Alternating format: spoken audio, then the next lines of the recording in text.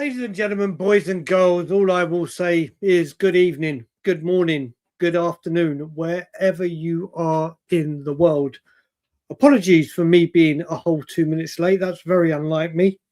Today's just been a day, both emotionally, on social, just everything at this shit show of a once great football club. Just so people aware, tonight I am going to be speaking a lot from the heart. I am going to be speaking not just as a Spurs fan, but where I stand with this football club, where I am in my life. Tottenham Hotspur may be my first love, but I think I can quite easily and quite honestly say they are my first addiction. And this addiction is getting the better of me. And it is taking over my life. It is consuming me. Rage is coming to the surface. Anger is going through the roof. And quite frankly, the way I stand right now, fuck Tottenham Hotspur. Fuck them. And I mean that from the bottom of my heart. And a lot of people might not be impressed with what I'm going to say tonight. And if so, that's a you thing, not a me thing, because I'm so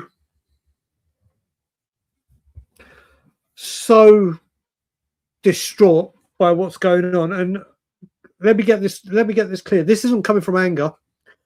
This isn't coming from rage. This is coming from heartbreak. This is coming from the disease that is Enic and every single person associated with it.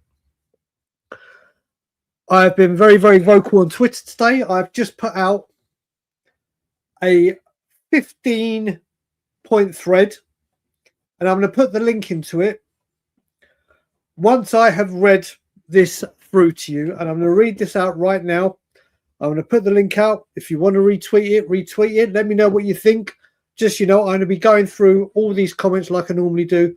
I will be putting the link out. I will be bringing guests on, probably one by one, whatever. There is just a lot to unravel. There has been a lot to unpack.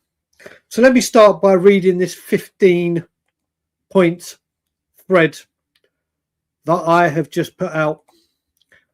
So let me know what you guys think of it. Supporting the team, getting behind the team, where has it got us?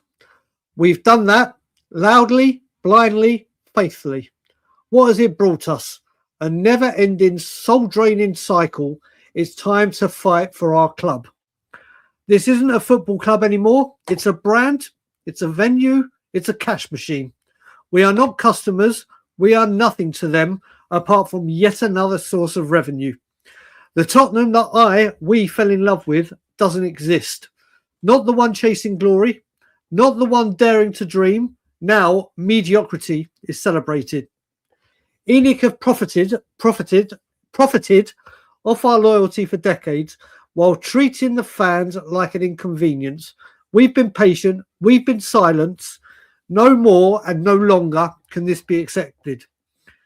We're always told next year, long-term vision, 20 plus years of empty promises, top four is success, balance sheets are trophies. This is what we've become and made to believe.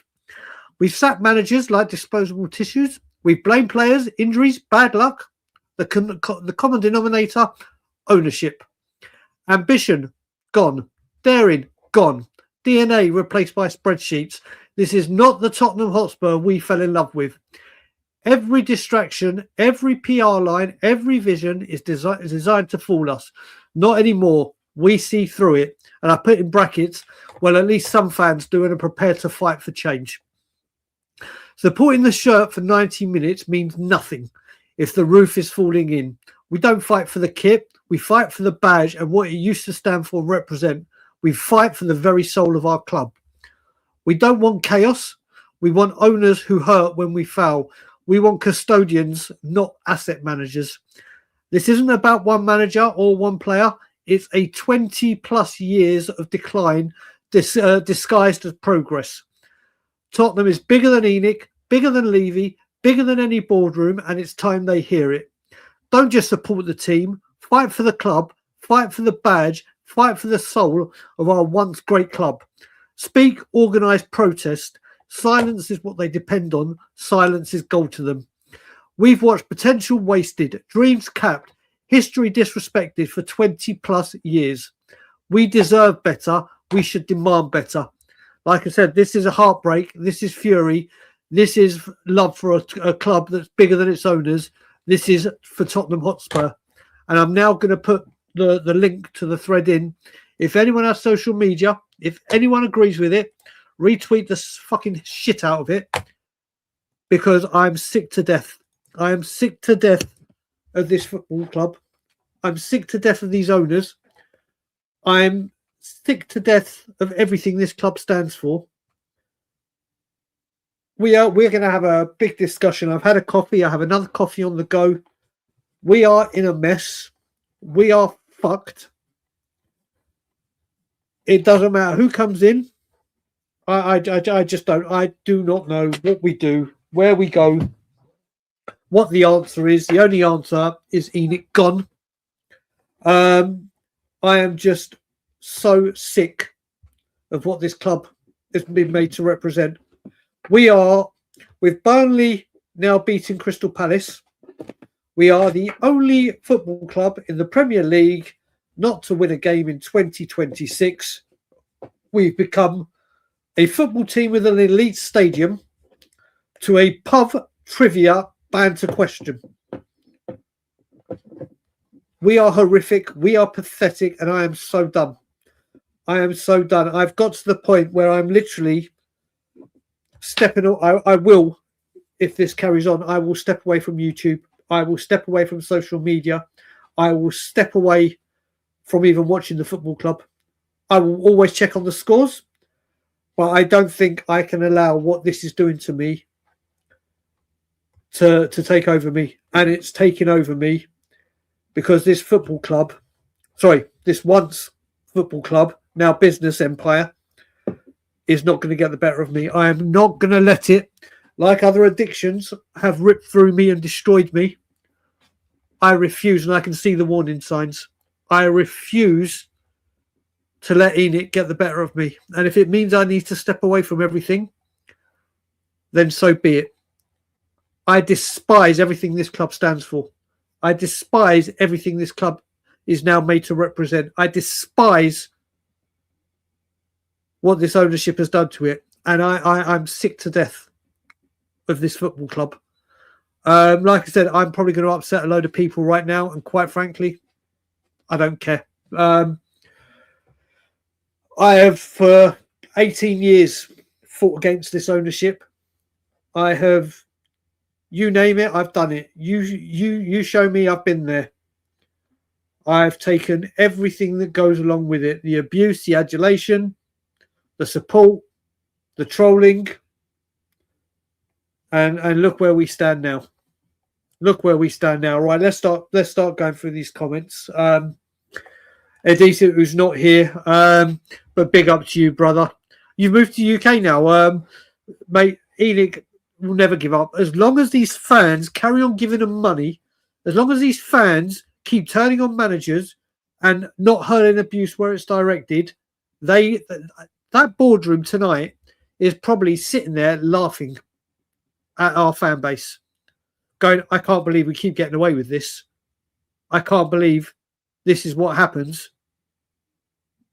They will continue to take the fucking piss until they can't no more. And silence during the... do you know what? I don't care. None of this back the team for 90 minutes bollocks, because it gets us nowhere. It gets us absolutely nowhere. The time has come, and the time is now that this fan base stand up for this football club. I'm sick to death of it. Yep. I mean, mate, as we'll get Marinakis has acted again and sacked Deitch. And you know what? We started this season absolutely fucking despising Marinakis and what he stood for and whatever. This man acts on impulses. This man acts when he There's someone once said to me, there's crocodile tears and shark something else. Crocodile tears are Tottenham Hotspur. They just come out with the PR bullshit and people believe the crocodile tears. And then you have sharks that make moves instantly and act without impulse, without second thoughts, and do what they think is right. And they literally act like the predators they are. Well, that's Marinakis. That is Marinakis. They may be going for their what?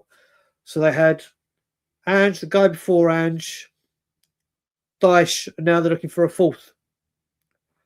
We'll find out if it's right or wrong, but at least he's like cutthroat. This ain't working. Fuck you.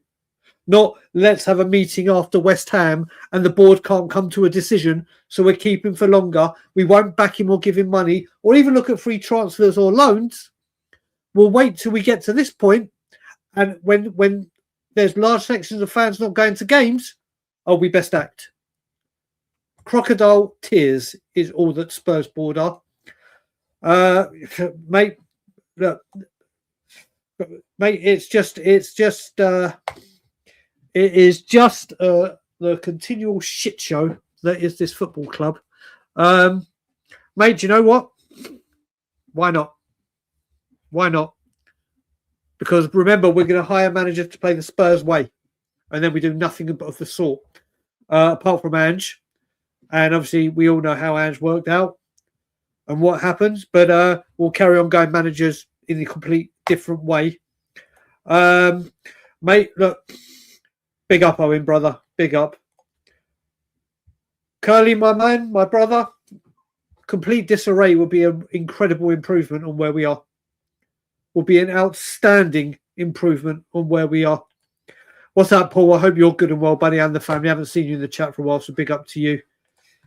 Curly saying big up to everyone. Look, we are all in this together, and as I've said, when it comes to what this fan base will do, and I'm going to choose my words carefully here and make this very, very clear. For the spineless, gutless, toothless, bullshitting, talk the talk, won't walk the walk, match day going home fans who say, oh, we'll be there, we're going to protest, we've got to do this, we're going to back change, and then do nothing when I was protesting with the Levy Out group and when Change for Spurs do it. You have the Spurs you deserve. I've said this before. All the fans that go to that ground and say they're not going to protest, they're not going to join this, whether they believe change is needed or for whatever reason they don't want to protest, fair play to you all. I have major respect for you. I don't agree with you, but I have major respect for you because you do as you say and you say as you do.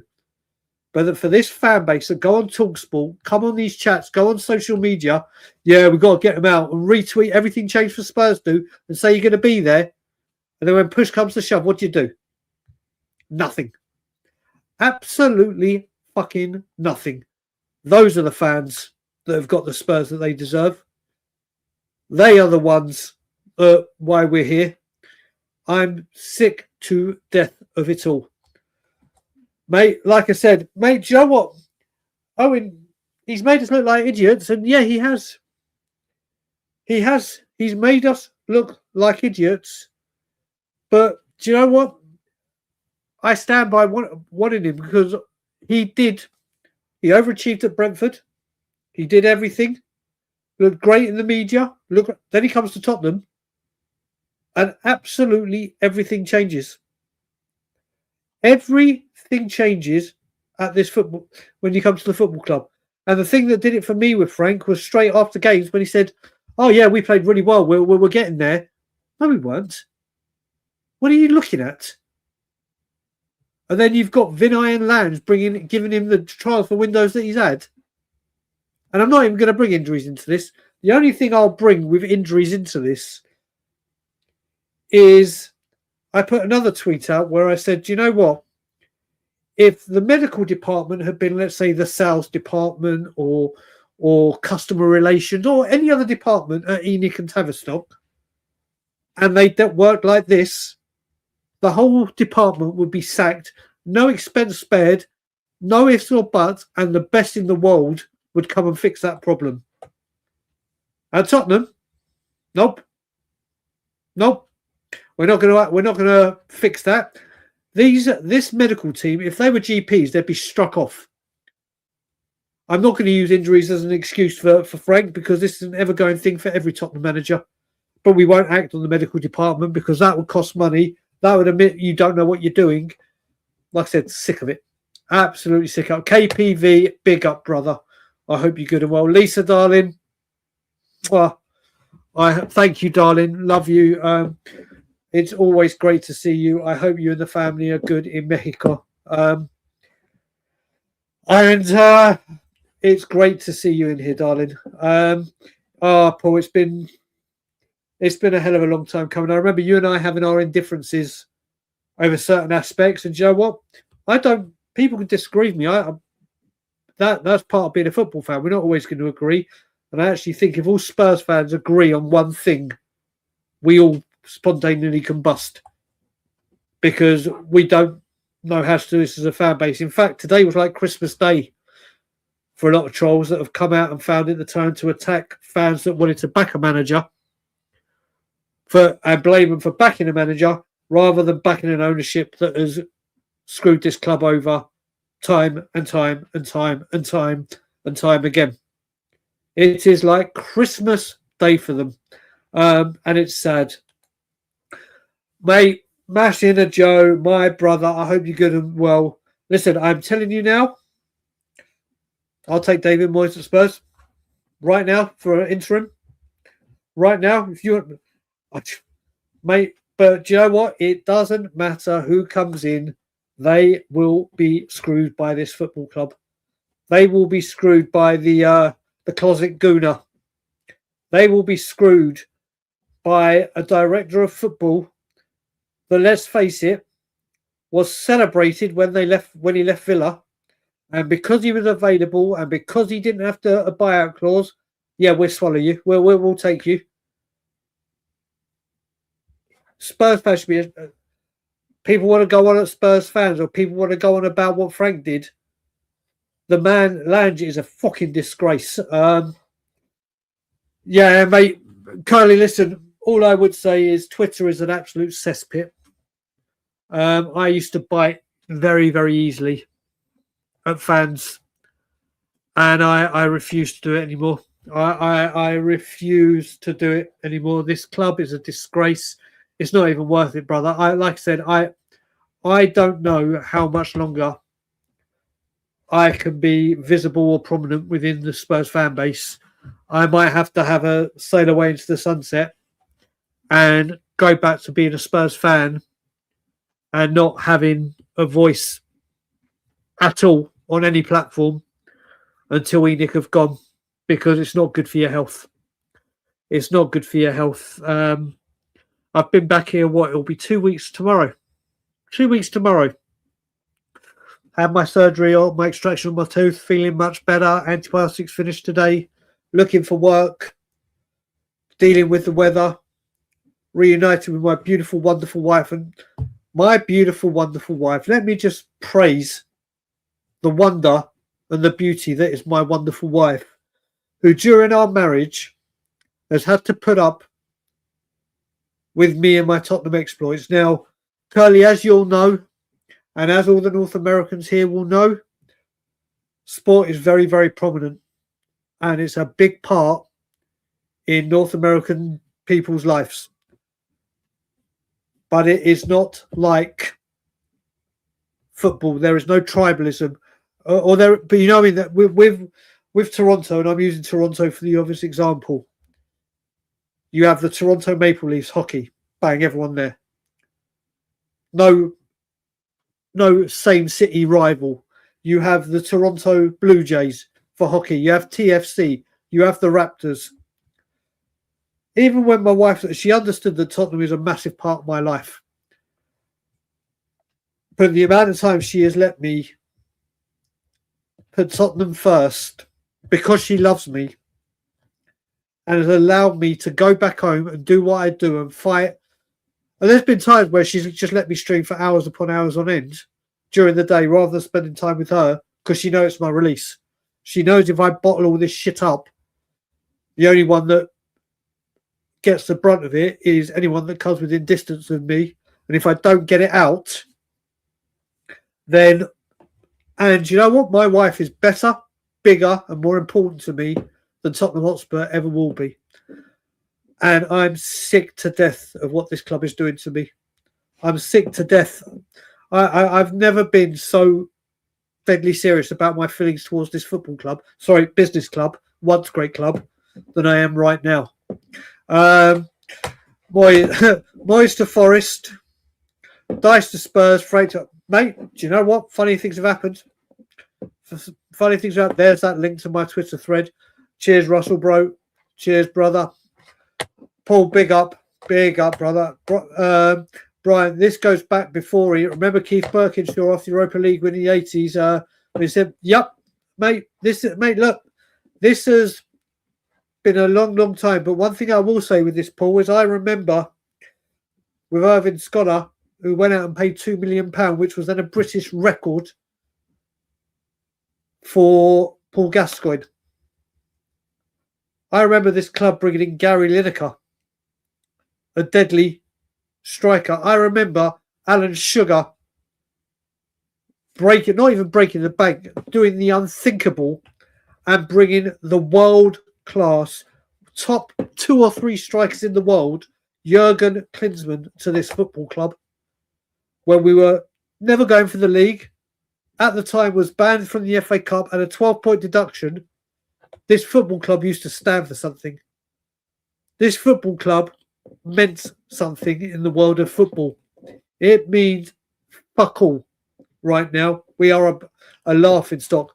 Jay, brother, this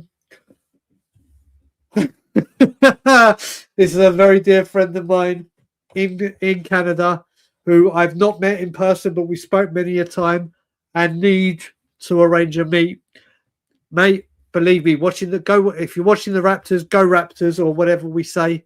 Go get some enjoyment from one sport, because this is and this is a man, I will say, this is a man who is dead against Frank.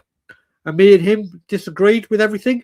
But you know what? Respectfully, cordially, no personal shots.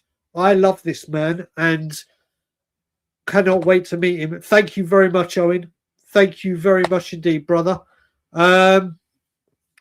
So, let me put it this way, people. I was speaking to Ben Daniel about this. Ben Daniel could be watching this as we speak. I was speaking to him just before we went live via WhatsApp, and he had to get to bed because it is 2:30 in the morning, Toronto, England time. And I said to him, "This is my focus now. I am done rallying behind anything that Tottenham tried to or change for Spurs, who I support, who I stand by, but I'm done trying to put the word out about protests at home games because they don't turn up. They won't chant in the stadium. They won't walk out. They won't walk in. They won't boycott spending money in the stadium, let alone boycott a ground. So I am going to be putting together a team. And if you're in North America and want to be a part of this, let me know. Reach out to me by any means necessary.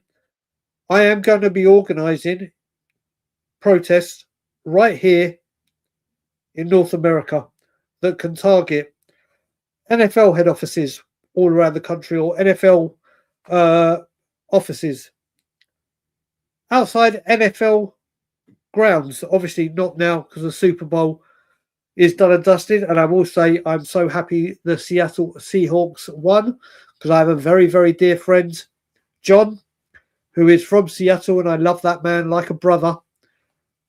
And I'm so happy that he got to see his hometown team win the Super Bowl.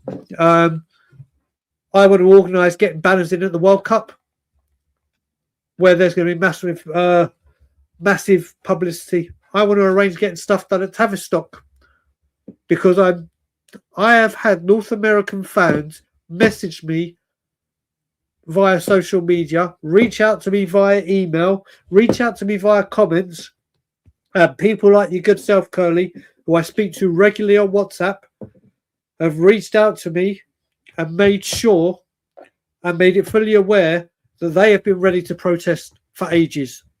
And believe me, North Americans know how to protest. And you know what? I know for a fact, if I organise this correctly, if I can get the right team around me to help me and do this correct way, I can depend on the North American supporters. I can put my name, if you want to call it that way, and say, do you know what? These guys will do it. So once I got everything up and running, this could be a very, very big thing that I will be doing. But I want to make sure I get everything, and I do mean everything, right with where we are on this one, Curly brother. Wait a minute, so like I said, when it comes to what's going on at home, I support change for Spurs. I stand by change for Spurs, but I'm done retweeting, posting, putting my weight behind it, commenting on it, because it falls on completely deaf ears. Big up KPV, brother. Yeah, Russell, this is where we're at. This is where we're at. There's a point where you say, at what point do you say, I need to step away from this now? Supporting a football club means everything, and as people know, it's your first love.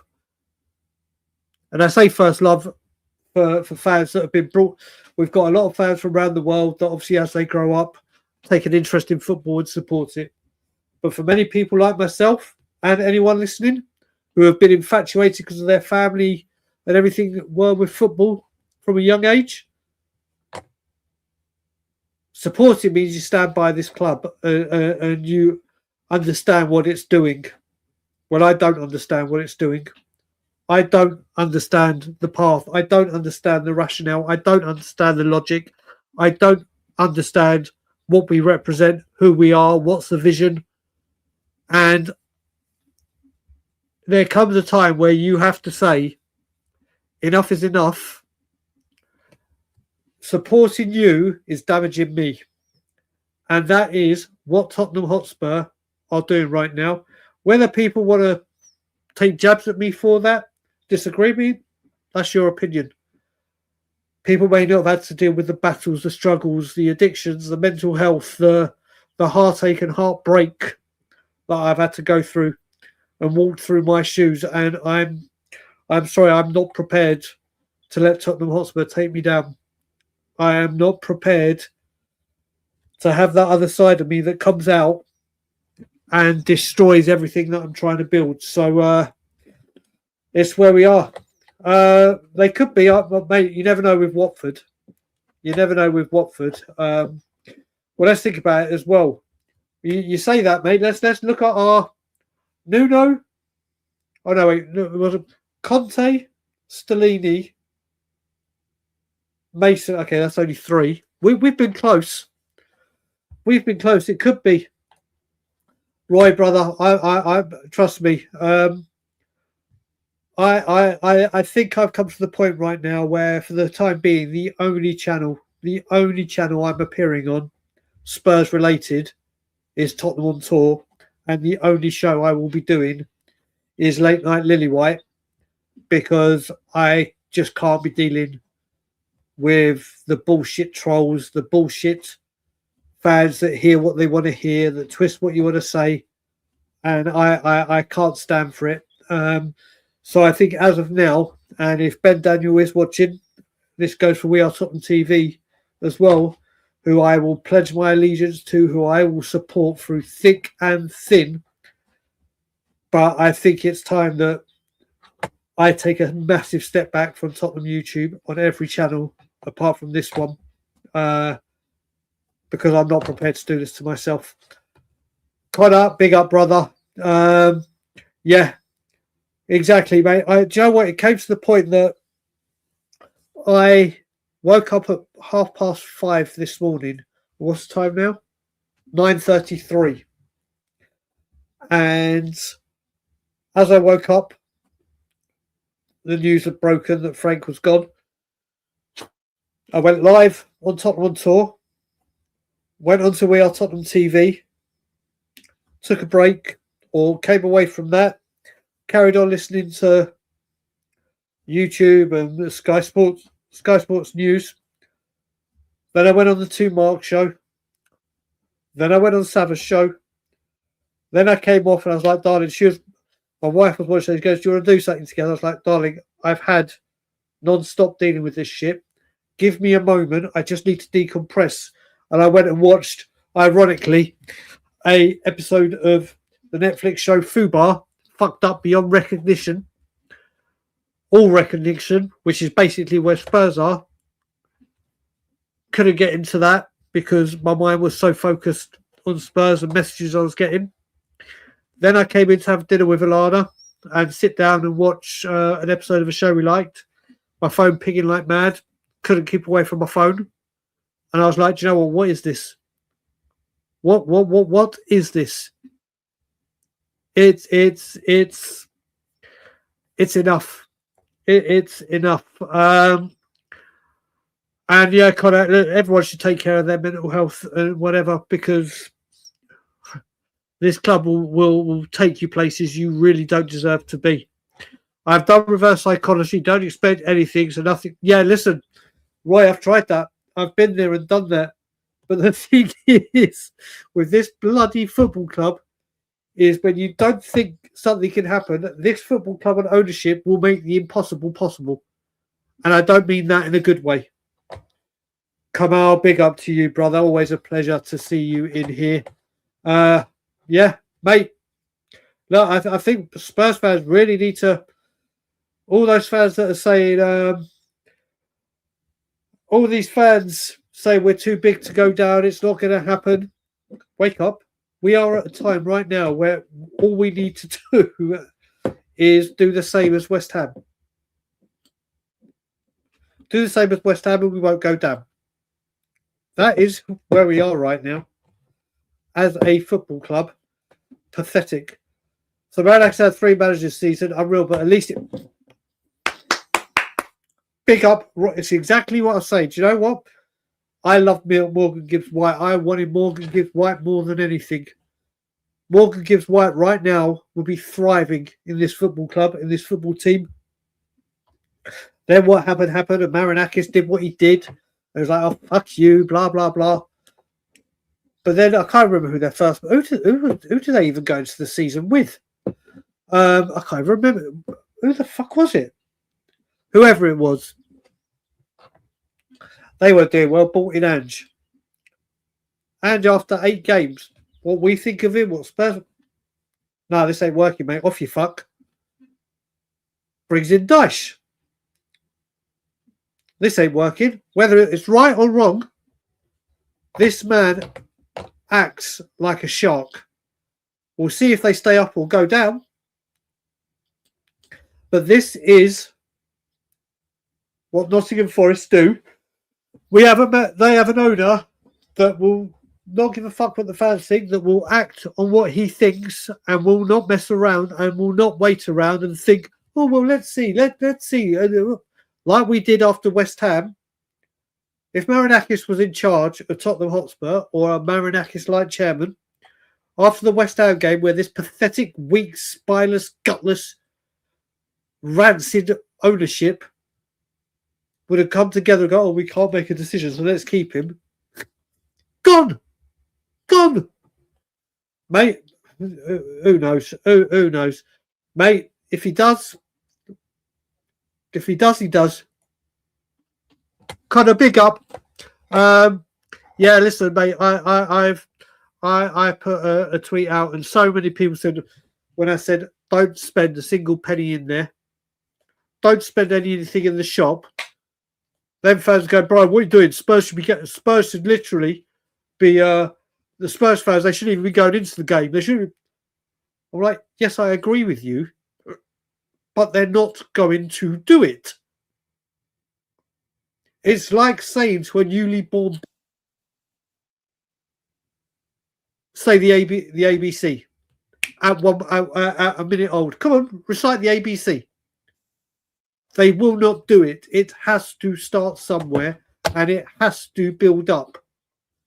And it has to build up. And literally, this is where we're at. This football club this fan base needs to start with somewhere and say, right, boycott all the games. This fan base won't do it. Not even for a single game. You have to start somewhere. But then fans want to come at you and argue, yeah, but why are they going into the ground? I fucking agree with you. Honestly, this just don't never say never, brother. Excuse me, wait a minute. I need a coffee. He probably will, buddy. He probably will. And you know what, Frank? It didn't work out at Tottenham. I'm really sorry that didn't. I really thought it would. I got it wrong. Wherever you go, I hope you do well.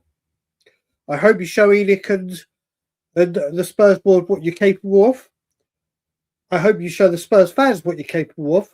You are a moron for what you said in post games. I can't defend you on that, but I wish you all the best in your future. And when we see him doing well at another club, won't blame the ownership. There'll be some kind of excuse. Oh yeah, but it's Palace. Palace don't expect it to do much. We'll play it down. So I wish him well. Big up, Henry. Frankie's going on holiday with a nice easy 10 million for him. Nothing. Lisa, bingo. It's not even 100%. It's 1,000, 100,000, 10,000, a million. Lisa is an OG from when I created Tottenham Away with Brian Ireland, Shay and Stell. Lisa has always been by my side, supporting me or following me, and I love her dearly, and she's a wonderful, wonderful lady. The Spurs fan, do you know what? A shit season would be an improvement of where we are. A shit season would be an improvement of where we are. Mate, this is the other thing. If we go down with the debt, I think, mate, this is what I think it will be all over for us. By the way, some Spurs YouTubers want us to get relegated. So, yeah, I mean, right. Let's break this one down, Kamal. First of all, if Tottenham Hotspur get relegated, Tottenham Hotspur are in deep shit. And let's not pull any punches. There is a very big chance that we could get dragged into this. If we go down, the stadium debt will cripple us. The Premier League money, which won't be there apart from the parachute payment, will ruin us. The fact that, because we're Tottenham Hotspur, we shouldn't even be talking relegation. These players don't have, if we go down 50% wage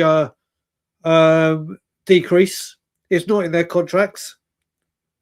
Spurs will be in financial ruins.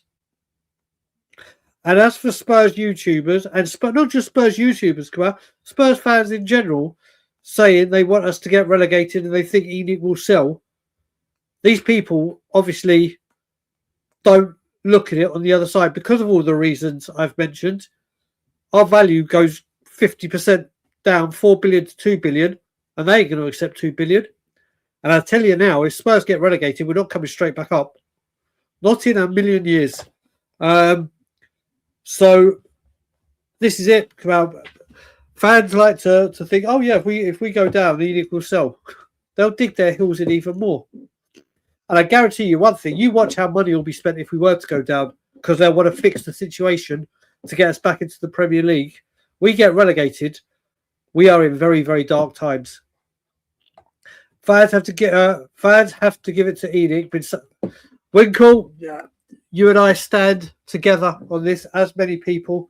As I said, Spurs fans need to fight for this football club more than they have ever put. Because right now, we are in complete, total and utter disarray. And as I said, any of these people that come onto YouTube, that come on Twitter and say, do you know what, no matter what's going on, back the team, get behind the lads for 90 minutes, fuck off. Give it 90 minutes of toxicity towards these bastard of owners that deserve everything that's coming their way.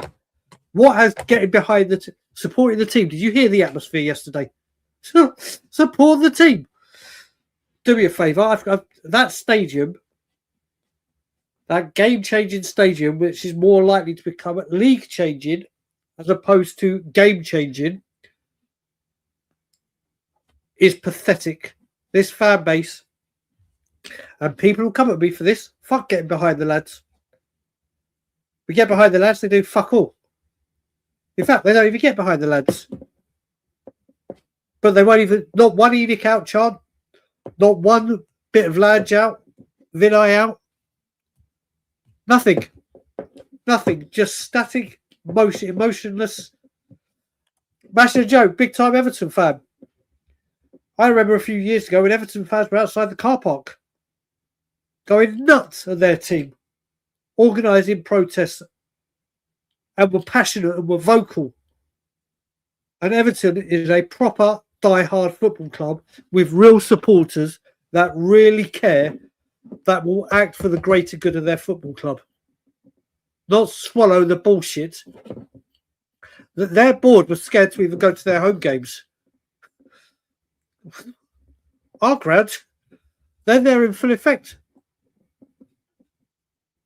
They know that nothing's going to happen. I personally think Vinay is just there to take blame. And mate, look, when Vinay, I've spoken to a lot of Arsenal fans since his appointment, and I got a very mixed report or version of what he meant to the club. Some people praised how engaging he was with the fans and how he looked after the fans, how he engaged with the fans, how he was communicative. Is communicative a word? He communicated well. And they praised him for a lot of good that was happening. Then you have the other lot that were the exact opposite, saying that things only started to improve once he left. And it looked like he was very engaging with the fans and was listening to the fans. And then obviously January came round, and after months of appearing and saying, this is the Spurs, this is where we're going, waited till the day. Isn't it ironic that statement about January in the transfer window wasn't put in the first home game of the 2026 2026 against Sunderland to say, right, January, this isn't right, this is what's going ahead, this is how we're going to target it. He waits till the West Ham game and releases it the day before. Guess what? Change for Tottenham and Ranger protested. I will say this, having protested against this board for years, this is what 101 textbook of what they do. The Tottenham Hotspur Supporters Trust. What a con artist job that is. The only time they ever piped up in previous years was when the group I was with started getting vocal. Then they stood up. And now they're having a meeting with Vinay. Bullshit, anything gets discussed on that. But the trust are just jokers. Won't stand with change for Spurs. Won't outright say this isn't right, this isn't Tottenham. We now need to unite and get this together. Oh, no. No. We're going to have meetings with the club, followed by strongly worded emails to the club. We're pathetic. We've had let's have a look. We have something like 700 million in stadium debt. We can't go down. I can see Enic pull shenanigans to make sure. Look, I think Roy. I think it's out of Enic's control now. The problem is so deep, and we are so far into this season. I think fate will determine it. It doesn't matter who comes in. I think fate will determine this, and I don't see how Enic could get out of this one. And if they go signing free transfer wingers, then it just goes to show how pathetic they are. Because we needed a left winger before the season started. We went into the once the window closed. We know we needed a left winger. We ended with no right winger, and the person we were playing in Odebear, like him or not, looks like he's done his ACL. But we won't prepare for that. We will just wing it, and I think we are looking at fate now. Master Joe, brother, I stopped watching Everton games a few years ago for a long time. I started hating the players. Not good for your health. No, I will say, Master Joe, who I speak to on Twitter, love engaging with him. And this is what I love about this show compared to when I go on other shows, UK time. This chat, once again, is incredible. This chat welcomes supporters from from other teams. Every viewer is listened to, understood, and appreciated. And you know what, mate? I can understand where you are. Do you know what? I have that saying that I'm a very emotional person, and I don't mind admitting my faults because I don't see it as a sign of weakness. I see it as a sign of strength. I see anyone reaching out for help, whether it be mental health, addiction, marital, financial, employment. People that reach out for help, they are weak. They are strong because they are putting themselves in a vulnerable place. And this is what this football club does. And I can understand everything you're saying with Everton. And you know what? Like I said, real supporters. And I always will have a soft spot for Everton because of it. One time I couldn't stand Everton is when you knocked us out of the FA Cup semi-final when you beat us 4-1 at Ellen Road, and Daniel Amabloody-Catchy scored a couple of goals. Roy Park, absolutely, wherever that was. Mate, do you know what? I don't blame him. I don't blame him. Do you know what? I love Alfie Divide. I love him, and people know that. I hope we sell him. I hope he gets to develop his career, go on to be the star he is, go play for a very big club after the next club he joins, and goes on to show the Spurs fans, the Spurs board and everything, look what you fucking missed out on. Vuskovic, if he was to go, I wouldn't care. I've even said I hope I hope every manager we approach turns around and says no. Every single one of them. Because that's where we've come. Enough of this and standing by it. I hope every single manager has the balls to say, do you think I'm coming to Tottenham? Well, I know you're not going to be backed. I know I won't be listened to. My targets won't be got at. It's done. It's coming. It's coming. Big up, you're on mute, brother. I hope you could. Yeah, Eric, I did want him. I really wanted him. And as I openly admit, I got it wrong. I honestly thought when Frank came in, with what he'd done at Brentford, given the platform he'd have at Spurs, with the quality we have, the revenue we have, with the reach we have, his development of youngsters, his development of players that no one's heard of, I thought it'd be a rip-roaring success. How wrong was I? People will know me, and I'm going to use someone's name here because I can see him in the chat and a couple of comments down, and someone that through this chat has known me longer than anyone.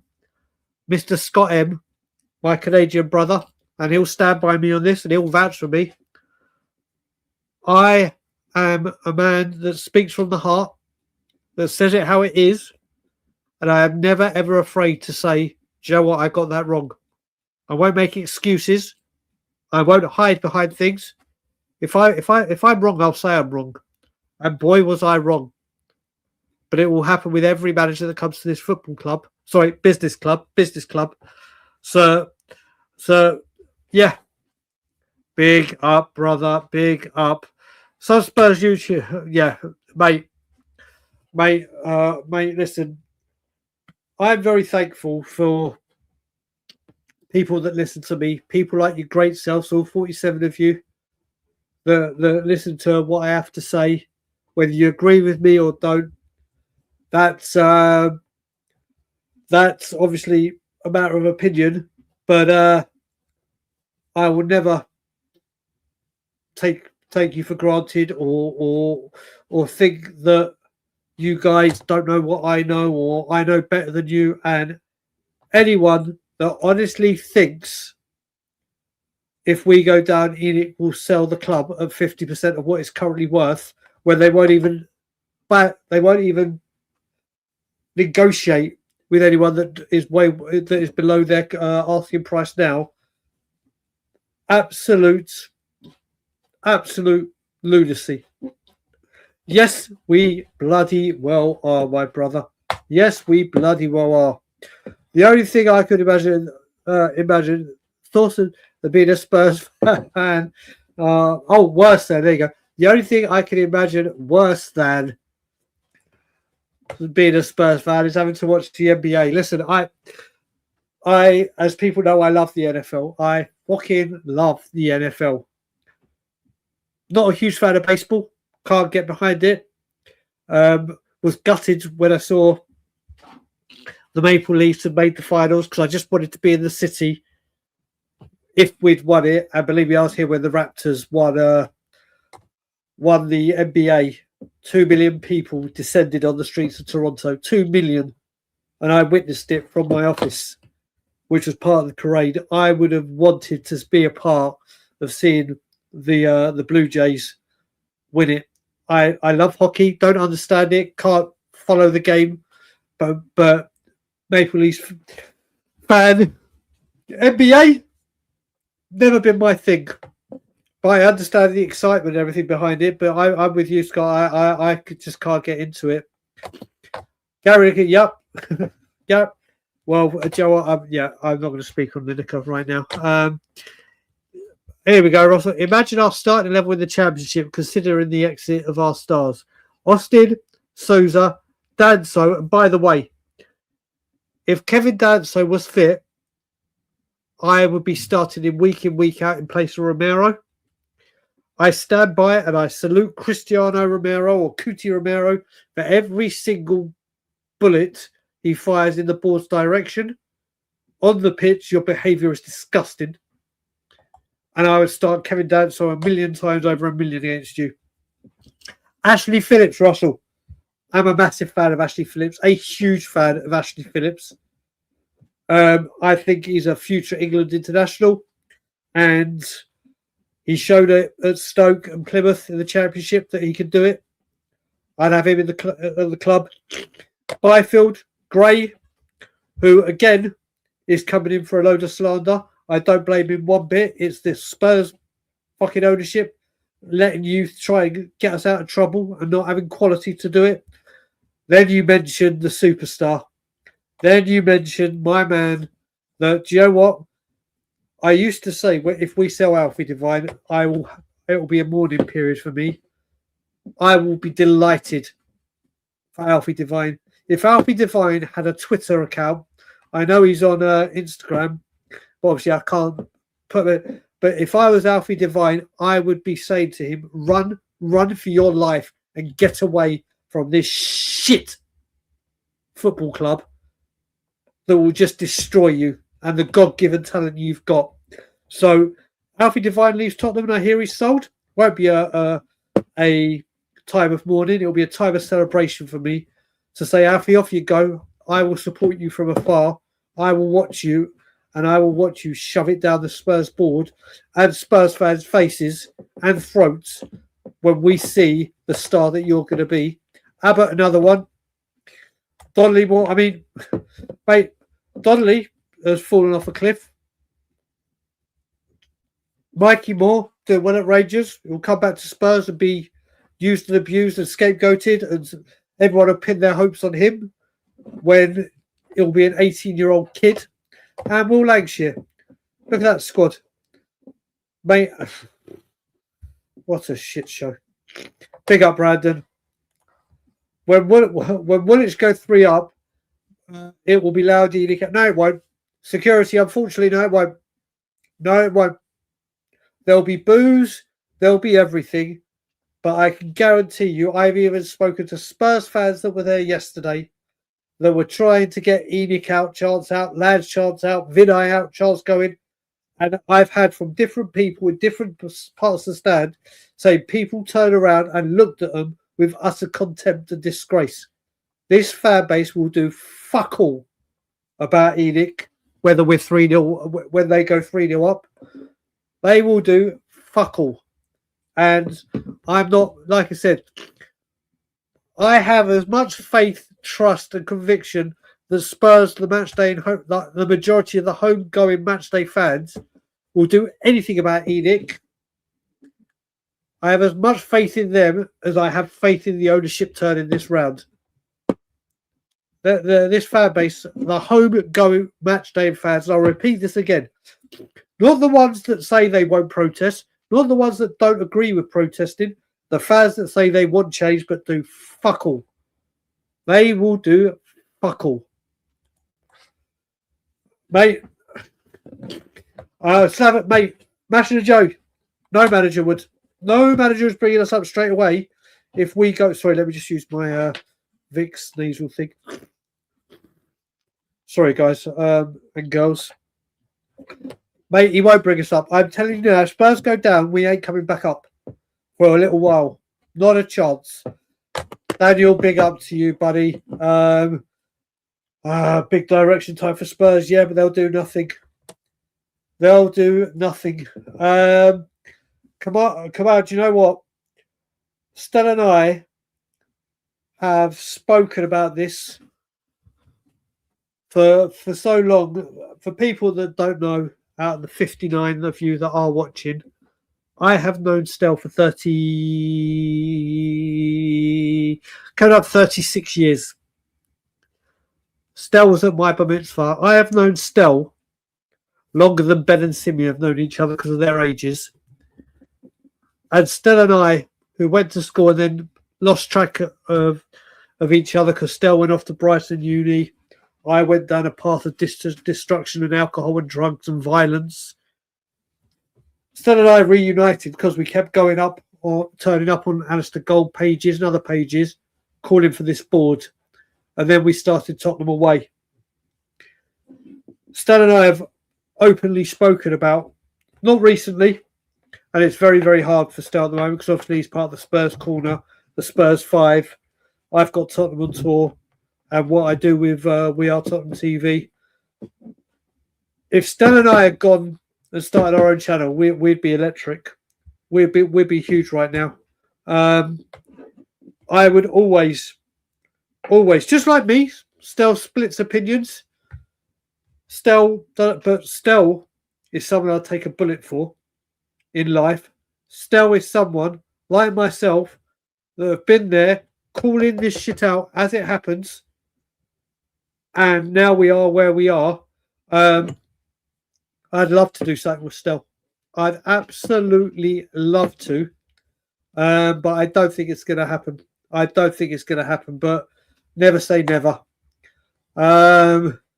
Yeah, I mean, there was that tweet that I saw released where it said that after the 4-1 humiliation at the filth of the Emirates that unfortunately I was there for, Frank went nuts and said, you've dropped your standards. This ain't acceptable.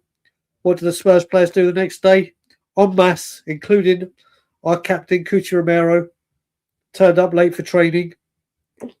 Any other club, any other ownership see this kind of behaviour, they step in, or the director of football, or the chief executive turn up and go, "What the fuck do you think you're doing? This ain't acceptable. This is Tottenham Hotspur. No, no, no, no.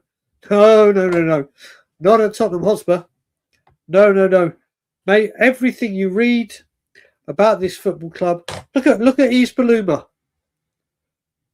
who was at fault for the first goal against Man City, who has come out again today with some kind of bullshit social media post. This guy has disrespected every manager that has been there, turned up for the first 10 games of Ange, done the balloon shit time and time again, discipline issues, and because of the state that we are in, is being played again. Mikel Arteta was allowed to get rid of Aubameyang and Ozil on 350 grand a week, saying these are bad eggs, get them out. And Arteta, with no managerial experience in his first job, the Arsenal board was like, okay, on your head be it. Will that happen at Spurs? Nope. Nope. Do you know what? At the start, I don't think it was. I don't think it was. Justin Concrete, mate, it's not just him. The whole coach, what I loved and what I supported was the whole whole coaching setup. Justin Concrete. And so many others. But again, they come here to this graveyard of a managerial career, this graveyard of a football club. And whatever they stood for, whatever they represented, if it doesn't fall in line with what these scumbag owners and their board think, then we're fucked. Where are we? Mate, that's huge. Mate, honestly, we're in a bad... all kids, we need to come someone else to join, although Lubo will have grace. Yeah, mate, listen, I'm not as passionate as Lubo is with Archie Gray. Obviously, where I lie with that is with Alfie Devine. I do think Archie Gray can become a very good player, but Spurs come in, spend 40 million and expect miracles from him. When other teams bleed their youngsters in and do it gradually amongst a winning team against a team that are settled with stars to nurture and carry people like Archie Gray through. No, not Tottenham. In you come, and you've now got the responsibility. Mate, listen, I love Lubo. Lubo is a dear friend of mine. Like I said, people can agree or disagree. Lubo is a dear friend of mine, and believe me, if you have put in the miles, both national, like domestically and internationally, and gone through what he's gone through as a Spurs fan, he's got every right to have his say. Lubo is one of the truest, passionate, diehard Spurs fans, whether you agree or whether you disagree, then that's entirely down to you. But Lubo has earned the right to be able to say what he thinks. Fair. My home club, Sydney United, in the Australian League, had 6 managers in one season. That's got to be a record, mate. But hold the phone. Hold the phone. Forest or Spurs will go and do that. Bryce, big up. Oh, dear. Bryce, I hope you're good, brother. I hope you're good. Welcome to the show, my brother. KPV, I pledge my allegiance to We Are Tottenham TV and Tottenham on Tour. Yeah, listen, like I said, I pledge my allegiance to We Are Tottenham TV. Those boys, everyone knows my relationship with those boys. Forget the channel. Forget Tottenham. My love for Ben and Simeon and the Daniel family is internal and will forevermore be that way. And there is nothing, and I do mean nothing, that I wouldn't do for those boys within reason. But I have to look after number one at the moment, and number one and number two. Number one is my wife, number two is me. And I need to pull back from social media. I need to pull back from appearing on channels. I need to pull back from watching Tottenham content. I have to pull back from reacting to the bullshit that comes out of this football club. So there is going to be some changes. Big up, Teddy. We love this club so much. We are huddled together, trying to make sense of it all. Coys definitely feels more like Tottenham till they kill me. Teddy, brother, nothing, and I do mean nothing, is more to the point than this. But there is Tottenham till they kill me. There is Tottenham till they break me. And I have a feeling that I'm very close to the Tottenham will break me. And I will not allow this business club, this multi-purpose entertainment complex with an ever-growing property portfolio, with a football team as an inconvenience, break me. I'm bigger and better than that. And Tottenham could go fuck themselves before they break me, in all honesty. And like I said, tonight, I'm holding no punches. Listen, I am at breaking point. Clip it, do whatever you need to do. I am so done with this football club. This is where I am at. Eugene, brother, I hope you're good and well. And you know what? Again, I'm going to admit where I was wrong. Eugene and I had a show, which was going to be called To Frank or Not to Frank. And it was going to become monthly. And then obviously I came over to England and I had to stop doing my YouTube because on the channel because of my tablet and everything. And I speak with Eugene a lot in a group, and I do speak with him a lot personally. Haven't recently, and that's my fault. But you know what? Eugene will know how passionate I was about Thomas Frank. But Eugene is another one that will know that when I'm wrong, I'll say I'm wrong. And Eugene was bang on the money. And I was completely way, way off the beaten track. Big up to you, brother. I hope you are good and well. Mate, it's you don't need to be having nightmares. This could be a distinct possibility. Mate, look, the way I'm looking at it, I was meant to go to the Scotland Yard yesterday, but I still wasn't feeling great, so I didn't go. I will be going to the North London derby, no matter who's in charge. If a certain man is in charge, it will be the last time I ever appear at the Scotland Yard until that man goes or Enic goes. But I am on the verge. I've even said to Alana that if this goes where I think it's going, you're going to be seeing a lot more of me because I will not watch a single second of Tottenham and Tottenham YouTube content. I will not pay a single bit of detail to this business club. Here he is. First of all, people heard me say earlier when I was talking about the NFL and I was so happy that the Seattle Seahawks won. It was for this man right here. Much love to John, his family, and all the Seattle Seahawks. This man, who again, someone I met on Twitter, who has now become a massive part of my life. This man I love dearly. And you know what? I'm going to say it again. I do not want Poch next season.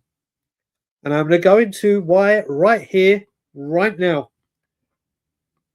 I do not trust Enic to back Pochettino. I do not trust Enic one bit. If I was Pochettino, I would be saying, right, in my contract, you put in set in stone, I get XYZ million per window, regardless. You have no say in anything, and what I say goes both incoming and outcoming. I want Nagelsmann. If Spurs were sold tomorrow, I would jump to the front of the queue for Pochettino. This is pure nostalgia. This is what Enic are feeding into the fan base. He comes in, this weak, spineless, gutless, toothless fan base. We'll go, oh, look, the Messiah's back. He's great. He's magic, you know. everything's going to change now because he's going to make it like it was last time. Wrong. Back when Pochettino came, we were trying to break into the top 4, and there was an actual chance of doing it. The top 4 ain't the top 4 anymore. The Premiership is bigger and stronger. There's teams now that are owned by billionaires, multi-billionaires that will chuck everything at it. This board won't. Pochettino is Enic textbook 101, pure nostalgia, swallow more bullshit, and then when it goes wrong, we'll turn on Poch rather than the ownership. So, my view on Poch, he comes next season and Enic is still here. Don't expect anything. Don't start thinking, oh my God, things are all right now and everything's going to be champagne and Skittles and rainbows, because it ain't, and it won't. Textbook Enic 101, and this is coming from me, that pretty much, like Stell, call every single thing right on what Enic do and what Enic stand for. But John, love you. And anyone that wants Poch, fair play to you. Fair play to you, and I understand why. But if you think it's going to be the same as last time, you're very much mistaken. No, mate. No, like I said, I will not speak about this man. I am not getting into the discussion. I am not prepared to deal with the cults that come when you mention this name. I'm not prepared to deal with this man was attacking football like he was the first one that bloody brought attacking football to the world of football. He won a trophy. I am absolutely over the moon and will thank him for the rest of my life. But your time is done. No. He comes back as interim. Goodbye. Instantly. Goodbye from me. No, mate. Yep. Mate, the timing is ironic. The only thing I hope from that is that he burns this fucking board down and says it how it is and calls this board out, and then maybe the cult finally get behind what this football club or this ownership stand by. Mate, there we go. A newly born baby. Okay, I must have lost it. Can we mate? Do you know what? Honestly, Kamal, this is going to be the biggest shit show ever. New manager bounce, hopefully, but this is going to be an absolute shit show.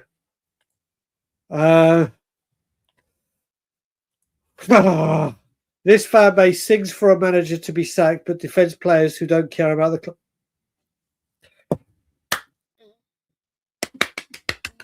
A round of applause. It's what this fan base do. It's what this fan base does, Eugene. This, whether it's a manager, whether it's players, there's only the only chance that to be sung at this football club, business club, is anti-Enic, anti-Lange, anti-Vinay, and anti-anything to do with this board. Like I said, people say get behind the team, support them for 90 minutes. Bollocks. Bollocks. Doesn't work. Tried, tested, failed. Yes, damn right she is. Damn right she is. No, what, mate, only look, the people that want us to get relegated is just, they don't think it through. There she is again, the delightful woman. Yup. Chin, completely agree with you, brother. Completely, totally, utterly agree with you. Evening, Jeremy, brother. I hope you are good. I hope the family are well. Why would they sell? Bingo! But this is what people think. Eugene, brother. A club is a reputation of their manager and the leaders on the pitch, regardless of talent. No wonder we are.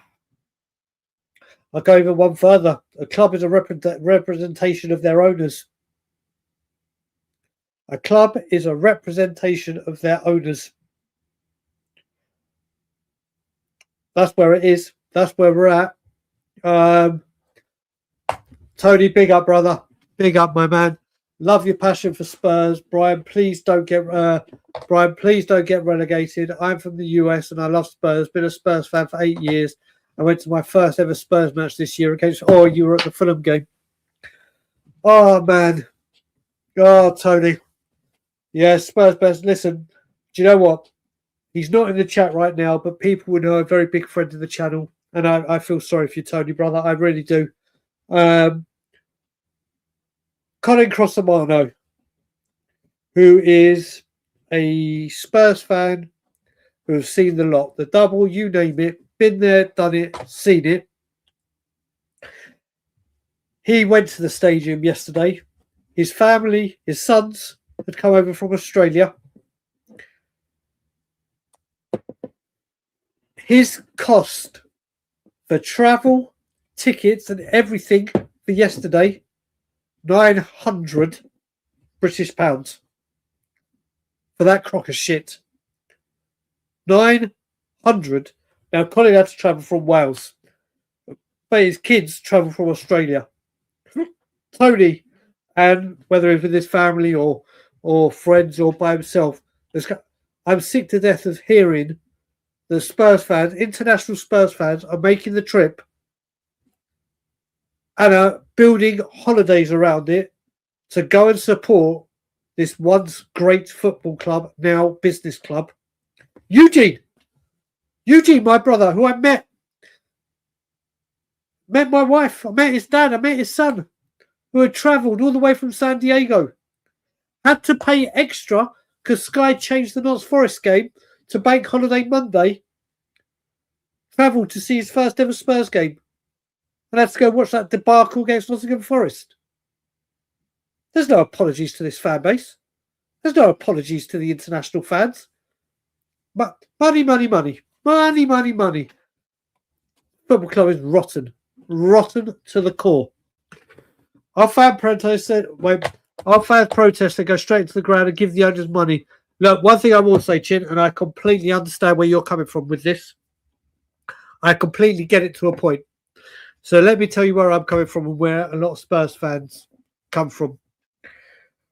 Spurs buy the season ticket. Spurs fans pay for those season tickets because long before Enic, and please God, long after Enic, Tottenham Hotspur is a lot of people's release. A lot of people go to work and having their season ticket and that release to go and have a lads or with the family, with women, a women's day out, that is their release. That's what they work all week for.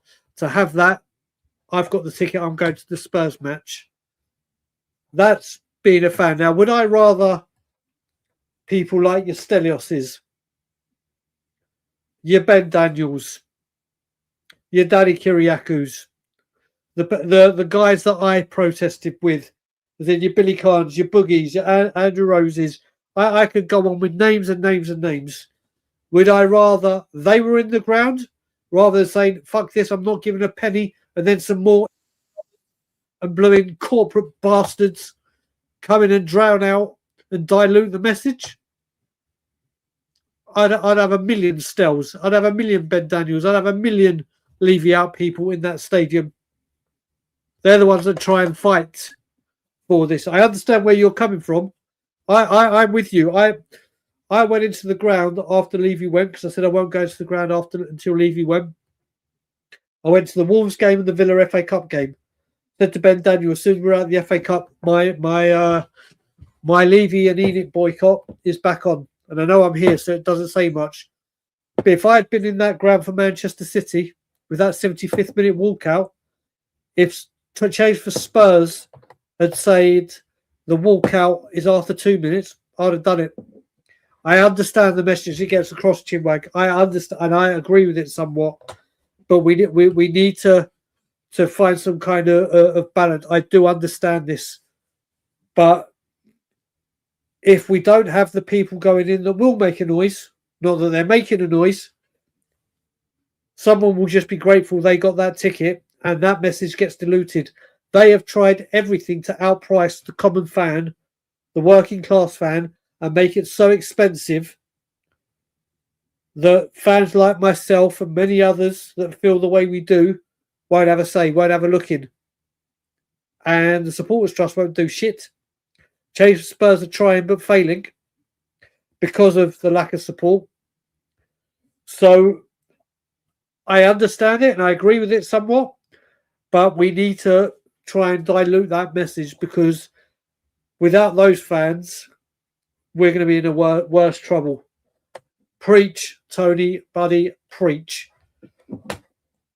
Yup. Crazy how a majority of our fan base just rolls over for Enic. Yup. Not a word will said. Not a word will be said. There'll be fans still blaming everyone else but Enic. As I said, I've just put out a 15-page thread about the shit that is our football stadium.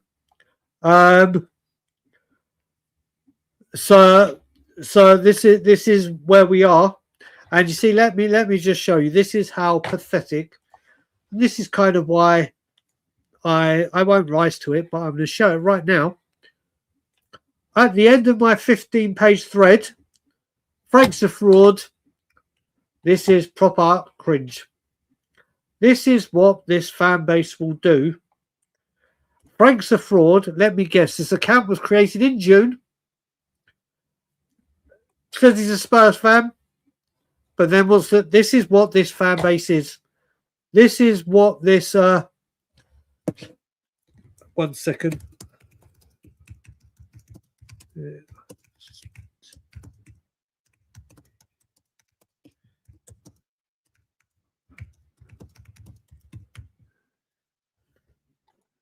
Behind the chat.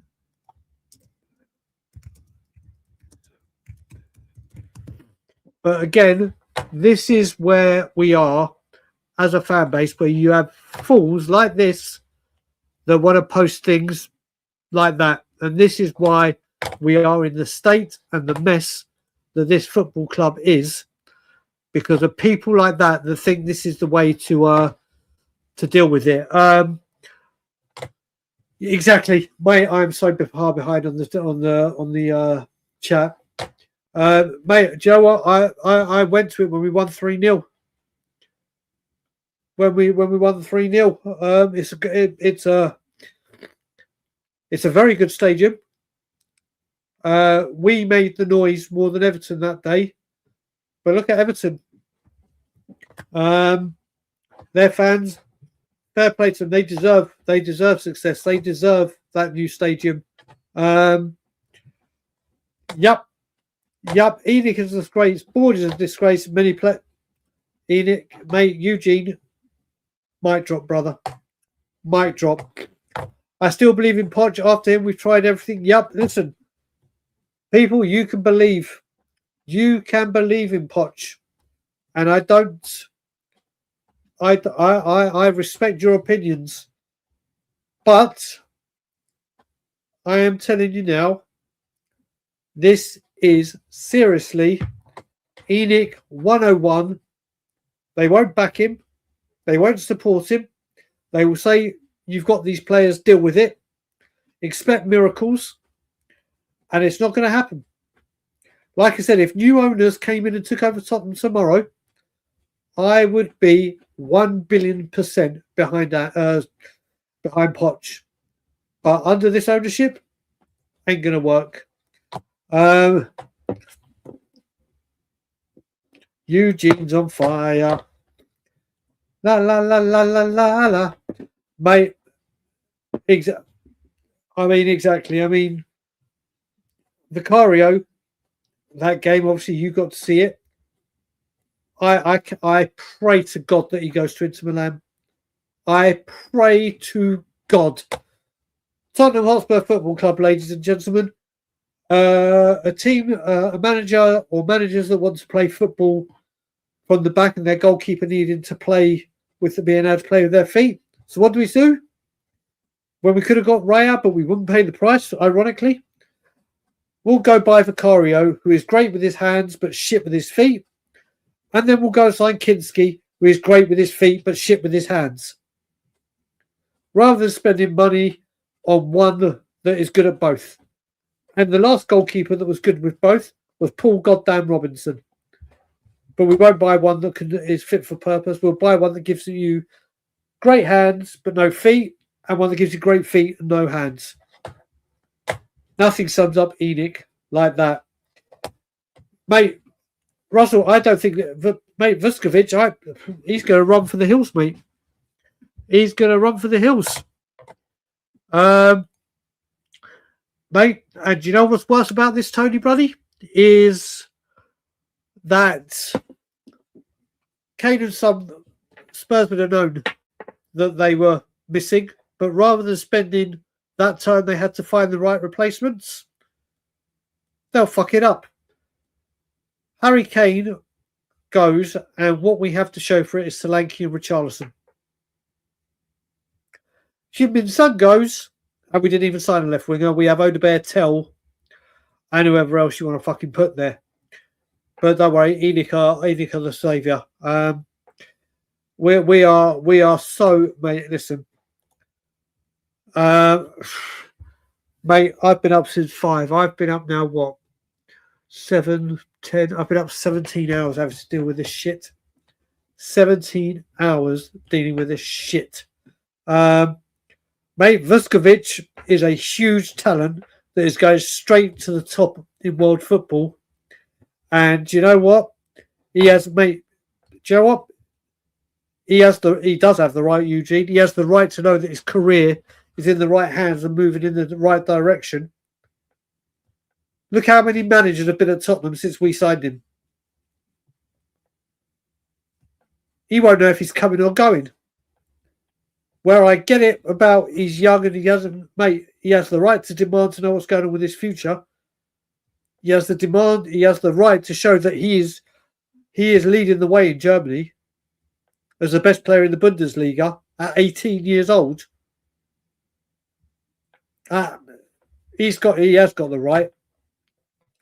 When went to White Hart Lane, we whipped Everton 4-1 with a Chris Armstrong hat-trick. Looking back now, I see how, mate, do you know what? When Chris Armstrong first came to Spurs, look at my hair. By the way, just so people know, this was meant to be going today, but I've been dealing with so much that I didn't get a chance. But this finally goes tomorrow. Going back to Chris Armstrong, his first season was when I had my first season ticket, and he replaced Jurgen Klinsmann. Do you know what? Teddy Sheringham played alongside him, and that partnership in the first season was incredible, was unstoppable. Look at our front line now. I would play Teddy Sheringham and Chris Armstrong today in our team and have more faith than what we currently have. I wonder what I got myself. Yeah, listen. We are all in for this. Always new. Listen, we support this football club, and we love this football club.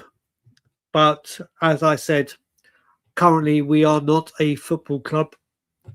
We are not a elite sporting organisation. We are a spreadsheet. We are a business. We are a multi-purpose entertainment complex. Only thing we can win this season is only thing we can win. Yeah, I mean, look, there's no way we're beating the filth. There's no way. Are we going to talk about which players we're signing for the championship in a couple of months? Who knows, buddy? Who knows? I mean, you look at the fixtures. There are no easy fixtures coming up. None whatsoever. And we are in big, big trouble. We are in big, big trouble, ladies and gentlemen. As Lucas Moore said. You aren't the only one, Brian. I had faith in Frank, but after, yeah, mate, look. I even stood by him then. And do you know what? So I took a little break from YouTube. And I'll always be open and honest here. After the North London derby, I was at that game and I walked out at 4-1. Now, one of the things that I am very, very good at, or was very, very good at, is after my battles that I've still battled with mental health and addiction, I have kind of set myself up with the right tools to to spot the danger and spot the warning signs of when things are about to affect me, and I normally can navigate away from it, or I take a step back and say, right, Brian, evaluate the situation. This is heading in the wrong direction. And just before the North London derby, I think I'd spotted a few of these signs, but I kind of let it slide, thinking, you know what, it's the North London derby, it's anxiety, it's anxiousness, it's whatever. I walked out in that North London derby and I was so angry. I was so volatile. I was so irate that when I got on the train home and on the walk from the ground to Arsenal Station, I had so many thoughts going through my mind that when I got back home, it was too late, and the anger and mental health issues had got to me, and I got into my bedroom and I cried my eyes out uncontrollably and realised that those warning signs that were coming weren't anything to do with Tottenham, was my body telling me, Brian, danger, danger, act upon this now, or you're going to have a little mental health wobble, or as I said, a wobble, or a mental health attack, panic, a mental health, what are the words I use? A wobble, a relapse. But it was too late. For 9 days, I didn't leave my bedroom, apart from to use the bathroom or grab some food. My parents knew not to come near me because, and I said to them, listen, just let me be, let me deal with what I've got to deal with. Don't worry, I'm going to be fine, but I just need to step back because I didn't see the danger signs. I didn't listen to my body. I didn't listen to my head. I've got to step back. And I was meant to go to that Fulham game, and I didn't show up. And people were like, Brian, why the fuck haven't you shown up? Why didn't respond to them? Then go on We Are Tottenham TV. Then when I went on after the Newcastle game, the abuse you get because I only turn up. Well, apparently, even though I've been on We Are Tottenham TV week in, week out for 5 years straight, 6 years straight, because I wasn't on for 2 games, I'm a flip-flop, whatever. That Fulham game was, I watched the first half with my dad. Or I tried to, and then I had to go back to my bedroom. After the Vicario miss, that's how long I could stay in the room with my family and my dad's best mate. They're not getting the better of me. They're not getting the better of me. Mate, we're mate. Chinwag, you can, mate. We ain't there yet, but if you think that this doesn't need to be discussed, then that's your opinion. Spurs are in a relegation fight. Spurs are in big trouble, and trying to shy away, not saying that you are, but trying to deflect and distract away from the fact that relegation is a real possibility is exactly the Enic mantra. We need to face facts.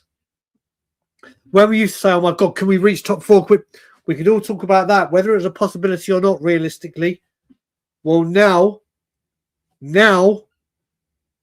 relegation is a very, very viable subject and possibility, and it needs to be discussed.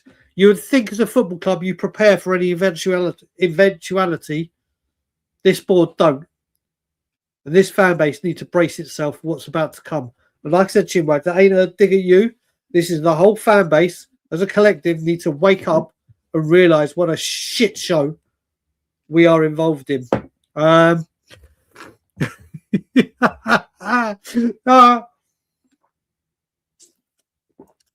you know what? I love this man, but do you know what, Scott? Do you remember when Frank came in, or around that time, Morgan Gibbs-White, whenever me and Scott discussed something, whether we agreed or disagreed, and then one of us were like, do you know what, you're right. As soon as we got to the point where, do you know what, you're right, as soon as that happened, everything fell through. Mate, this isn't just how YouTube works. This is how social media works. This is how this fan base operates. It's a point-scoring event. where everyone is ready to pounce on fans that want the best for this football club rather than attack the death of this football club, which is this bullshit production of the owners. Nope, I never ever want Spurs to lose. I never ever want Spurs to lose. I did a couple of years ago, whether people agreed with it or not, because I didn't want Arsenal winning the league. But this year, I couldn't have given a fuck. I wanted us to beat Man City. I never ever want us to lose. But there will be a time coming up in the very, very soon. There will become a time very, very soon where I will not pay attention to what happens for 90 minutes. I'll look at the score, and what the score says is what the score is, and I won't care how we played, what we did, but I'm with you. Mate, listen, if he's in caps, he's in caps. Whether he meant it, whether he not, couldn't care less, Eugene, bro. Couldn't care less, brother. Everyone can caps, italic, bold, underline, whatever. Let's hope. Oh, mate, if honestly, I would love Martin Yole to come in and replace this fucker immediately. What I would give for Martin Yole,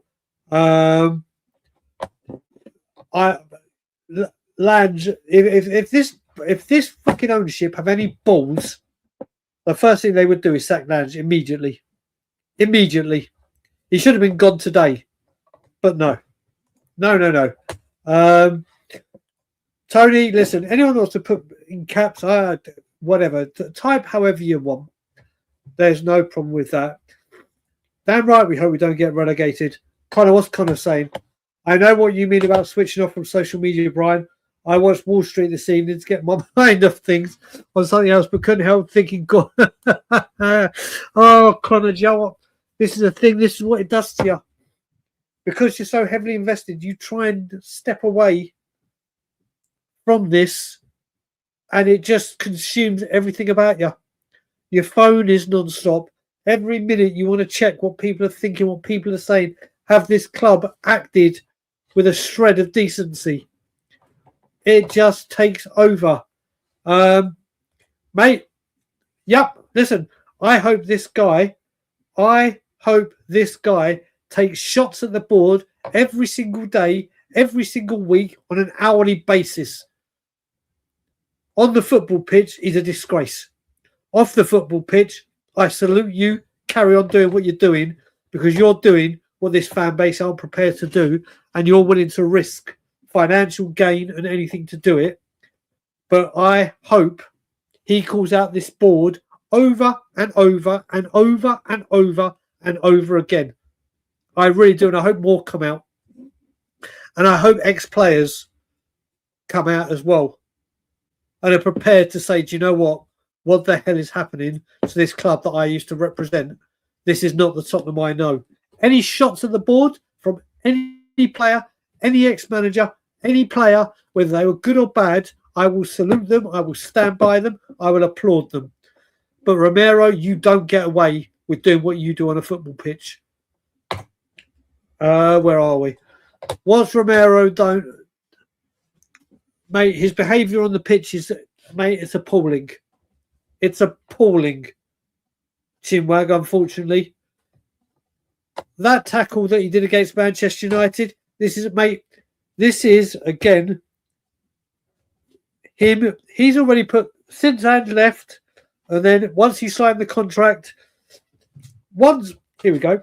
After he came out with the statement after Frank was employed about Ange, any other football club will say, this don't wash at our football team. You're being sold, blah, blah, blah. What do Spurs do? Give him the captaincy and a new contract, which of course he's going to sign. It's more money. This guy is engineering for a move out of the football club as we speak. And everything he's doing is coordinated. There was absolutely no reason for him to go in on that tackle that he did on Saturday. Absolutely no rhyme or reason. The ball was in a dead-ass area. There was absolutely no reason to lash out like he did. This guy is literally engineering a move out of this football club, and that's what he's doing. That's what he's doing. But like I said, off the pitch, you carry on doing what you do, and I will stand by you every step of the way, Romero, for any comment you make. But that does not excuse what you are doing on the football pitch. People kept trying to put me down for saying Dan, so it's a bit. Listen, I am vocally probably Kevin Danso's biggest fan. I love the guy. I would have him starting for us every single week. Ever dependable, an old-fashioned centre-back that loves to defend and gives everything he can. I would have him as a starting defender, but nope, he's injured. And this is, don't worry, this is what the fan base will do, because Kevin Danso, and because Wolves wanted him. Bearing in mind, this is the Wolves that signed Cunha, Neto, and many Gomez, and many other Aitaniori, other players that go on. The reason Wolves can't keep their players is because of the size of them, and they outgrow the team. The big boys come. I trust Wolves recruitment over Tottenham's every single day of the week. Yeah, you'll be, mate. Good point. Cynical dad, brother. How are you? How are the family? I am good. All things away from Tottenham, I'm good. All things Tottenham, I am very, very bad. But I hope you and the family are well, buddy. Imagine. Scott M, I can see what you're doing.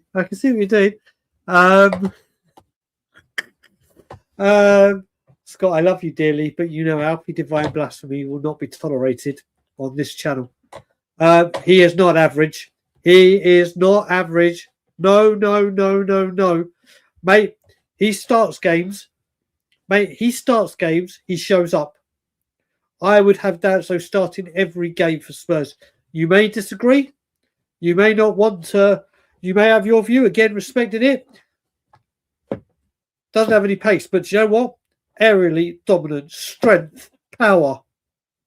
Leaves everything on the pitch. Danso, I will have all day long.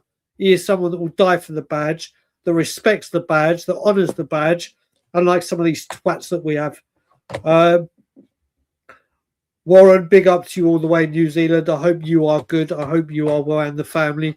Thank you for joining all the way from New Zealand. So I won't laugh at you. Mate, no, Scott. Like I said, Ashley Phillips is a talent. He will be an England international. I can't wait till people like Phillips and Divine show this fan base, and more importantly, this board, how good they are. And then they do well and get their big money moves, and they start showing it. I cannot wait. I cannot wait. Big up, Nugget. I hope you're good and well, and the family. We will win what against the Phil? Behave. Mate, do you know what? I'm gonna have to. Eugene is on fire. Bang on. Yep. Listen, it's because he's not a big name. It's because Wolves wanted him. It's because whatever you want to say. Kevin Danso is a top draw defender. But because he's not Argentinian or playing for a massive international power, he comes in for that. Look, don't argue with it. I mean, do you know what? Dan Burn, who is a Newcastle born and bred lad, who bleeds Geordie in black and white, gives everything on that pitch. No matter what happens, win, lose or draw, there's not a single Geordie that will say, do you know what? Dan Burn didn't give his all today. Dan Burn didn't honour the badge. Dan Burn didn't give everything, blood, sweat and tears. You cannot say the same for Romero. You cannot. Look, again, And this is it. Like I said, on this channel, people can agree to disagree, doing it respectfully. Romero, as I've said, and I've been very, very open with it, off the pitch and everything he says, completely, totally, utterly agree. On his day, can be an exceptional defender, can be world class on his day. When Romero decides that today is the day. And we can say it's the manager and the way the manager played him. That could be a very big case of it as well. But I will not tolerate, or I will not have it that Danso is getting hate because Romero is Romero. So that's where I am. Look, mate, Warren, Williams Barnett, as much as I would love him to start, this is another one where at the moment, where we are as a football club and where we are as a squad, it will be abuse to him because everyone will have the hopes that how good he has been and they will demand instant success. And when it doesn't, if he starts and then he doesn't get off to a good start, they'll be like, why the fuck have we played him? What the fuck are we doing? I don't want any youngster to come anywhere near this first team. You bleed these youngsters in when things are good and when there is quality all around them to help them, to support them, to help them get through a sticky situation. The atmosphere at Tottenham is going to be toxic. It's not fair. It is not fair. Haven't called Mickey out for what antics, Chinwag? For what antics? I will call Van der Ven out. I've got no drama. So people that haven't watched me for ages or seen this, I've said for a long time now, I have no patience, no loyalty, and no will for favourites in this squad because we have been too sentimental with half this squad. The way I stand, if you can get a better player in than Mickey Van der Ven, fuck Mickey Van der Ven and go bring in the better player. Mickey Van der Ven is my favourite player. He doesn't want to sign a contract. Off you fuck. Sell him and go get him. I am sick and tired of sentimentality within this fan base and with these players. Oh yeah, but he's Spurs through and through. Look what he's done. Oh my God, we can't sell him. Look what he's... Fuck off. Not YouTube, man. Fuck off. I'm done with sentimentality and getting attached with these players. If a better player is available in the position that XYZ player currently is, then you bring him in and fuck with the other one. That's where I stand with this football club. Danso isn't a world beater, but mate, no, he's not. He's not a world beater. Do I think? One sec. Do I think he's a lot better than people think he is? Absolutely. Do I think Danso will always come off the pitch giving his all? Absolutely. He is an old school defender, exactly like you said, that loves to defend. People saying, oh yeah, but he's passing and playing out the back. I'm sorry. His job is to stop goals going in and to be that last line of defence. So, agreed again with Eugene. He, like a backup quarterback, gets credit for not playing because fans frustrated when the starter went. Mate, again, with Danso, again, he's going to split opinions. I can clearly see. I can clearly see it splitting opinions. And it's okay to agree to disagree. I just think that Danso is taking a lot of slander or he is not getting the credit he deserves. For me, I'd have him starting. At Spurs, period. I think we've actually looked better when it's him and a Romero or him and a Van der Ven than a Romero and Van der Ven. That's where I stand on it, mate. It's Romero performs well when he's focused. That's his problem though. But Danso, mate, Danso isn't at Romero. When Romero is on top of his game, not many defenders in world football are on his level when he's on his game. But if you want to talk about who's more consistent, who will literally be more dependable week in, week out, and won't shift to, yeah, I'm focused, yeah, I don't know if I can be bothered, then I go with Danso. But I do stand by, if Romero is on top of his game and that's it, there's hardly anyone better. Then there is hardly anyone better. Chimo, like I said, people could agree to disagree. But I love Kevin Danso. Honestly, Lisa, it would be compelling. As I've just said, Chimwag, if Romero is on his game and up for it, Danso is nowhere near the defender Romero is. Romero is very, very rarely up there. And let's talk about it right now, that Romero's best thing this season has been scoring goals. Scoring goals, because our front line is the most embarrassing it's ever been in my lifetime. Danso is more consistent. Danso will fight more than Romero, and I mean fight for the right reasons, not fight as in lose his head. And people can go on about him not being in the same league. Fair play if that's what you think. But do I think Danso is more consistent? Do I think Danso is more trustworthy? Do I think Danso is a more solid defender at the moment? Absolutely. Terry, right, my brother. Hope you are good. Hope you are well. Always nothing but a pleasure and a smile to my face when I see you in the chat. Hope you are good and well. So here we go. More with Danso. I think he's average. Maybe I know less, but I think this guy has no pace. Like I said, pace. We are now brought into a world where pace apparently means everything. Danso doesn't sometimes need pace because he's got the positional awareness.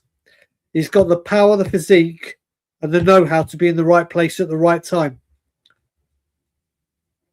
Not comparing the player that I'm about to mention with Danso. John Terry, never had pace, never spoken about. Tony Adams, never had pace, never spoken about. Steve Bruce, Gary Pallister, never had pace. No one talks about it. But now we're in this day and age where pace is everything. I hate what this football club represents and what it's become. In fact, I hate modern day football. Why do we need Enic out? I just saw a 3-hour show. I just saw a 3-hour show where they told us all the problems are gone. Oh, Jesus Christ. I don't even want to know. I don't even want to know where you saw that, what it was. Please. Kudos. Another one on the way. We can go for a list of Premier League great defenders that didn't have pace. Could do a show all day about it. It was up to Frank to stamp his authority and discipline VDV and Spence instead. Do you know what? Eugene is so on fire. Mate, like I said, here we go. Mate, they would. And Danso is not garbage. Danso is not garbage. Mate, then that's probably the full-time manager. Then you had Mason twice, Stellini, and others. We've had more managers than years in the new stadium, the game-changing stadium. We've had more managers than we've had years in that fucking shiny toy that was meant to change everything. So, mate, like I said, look, I'm sick to death. I will never, ever knock that man. I will never, ever, ever, ever, ever knock Lubo. You'll never hear me have a bad word to say about that man, who is a dear friend of mine that I love dearly. This man has earned the right more than many to be able to say what he wants, when he wants, how he wants, and be respected for his opinion. Yep, from top to bottom, Lisa. Mary, how are you, darling? Long time no see. Hope you and the family are well. For a second, I thought I was pushing my local MLS team away from Spurs. Timo fucking Werner. Timo fucking Werner. KV, Ben and Sim will always be my brothers. I was fortunate. Yep, you mentioned that. Look, Ben and Sim, love them dearly. Love them dearly. Respect to everything they say, everything they do. I will always be there for them. I will always be in their corner. And I love that family like they were my own. Sorry, I don't know if I can. Lisa, you can say what. Lisa, honey, you can say whatever the hell you want on this show. As long as I'm here and as long as I'm live, you can say whatever the fuck you want. You, darling, are one of the VIPs that no matter what you say, completely accepted. Won't hear a may disagree with it, but you have earned the right to be able to say what you want, when you want, how you want, and that will happen forever and a day whilst I'm about. Lubo, it isn't Frank, it's all the players' fault. And sometimes he's at the same time he said it was the players who won the Europa Cup. Yeah, listen. Us as Spurs fans have the right to have an opinion as and when we see it and how we see it. Opinions change. When you're giving you information and new data, it affects the way you look at things. Tomorrow in Canada, it's going to be a very, very cold day. I've got that information. I'm not going to go out in a fucking pair of swimming trunks and no t-shirt and a pair of flip-flops and walk out the streets of Toronto. I've got the information. I've got the data. I act upon it. Things happen at this football club. Information is provided. Information is received. And we get to see things happen daily. And like I said, Lubo, who I guarantee has put in more miles and given more money than this entire chat combined, home and away, merchandise that he's kept and bought and whatever. Lubo is an old school Tottenham fan that says it how he sees it, and he's got every damn right to do it. And like I said, I've got to the point now where I'm not pulling any punches, and this is what we're doing as a fan base now. We're now going, rather than attacking the issue, not saying you come out, but I mean as a whole and as a majority, this fan base want to pick the bones at what fans are saying that want change at this football club, rather than going, get these fucking owners out. And I'm sick of it. I'm sick of what this football club represents and what this fan base has become, where they see it as a right to go and fucking piggyback and slag off fellow fans, no matter how young or how old, rather than attack the real issue of this football club. Fuck Enic, by the way. Fuck Enic. Look, let's clear this up, Nick. Relegation will not get Enic to sell this football club. They will double down. They will not sell unless 4 billion is reached. The second we go down, you halve that. They are not going to sell for 2 billion.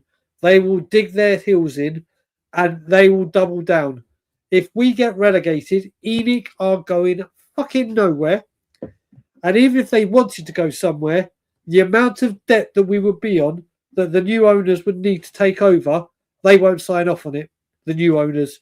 Us getting relegated is the worst thing that could happen to us as a football club, as a business, as anything. It is not the answer. It is not a solution. It could be the end of Tottenham Hotspur. That's how serious this is. Look, come on, you can look. Someone actually asked me this. Someone Facebook sent me a Facebook Messenger, going nuts about where we stand and where we are, and said if Tottenham didn't exist or whatever, which Premier League club would you support? And people should know where I'm going to go with this. Excuse me. Straight away, Newcastle United would gain a fucking brand new supporter in me.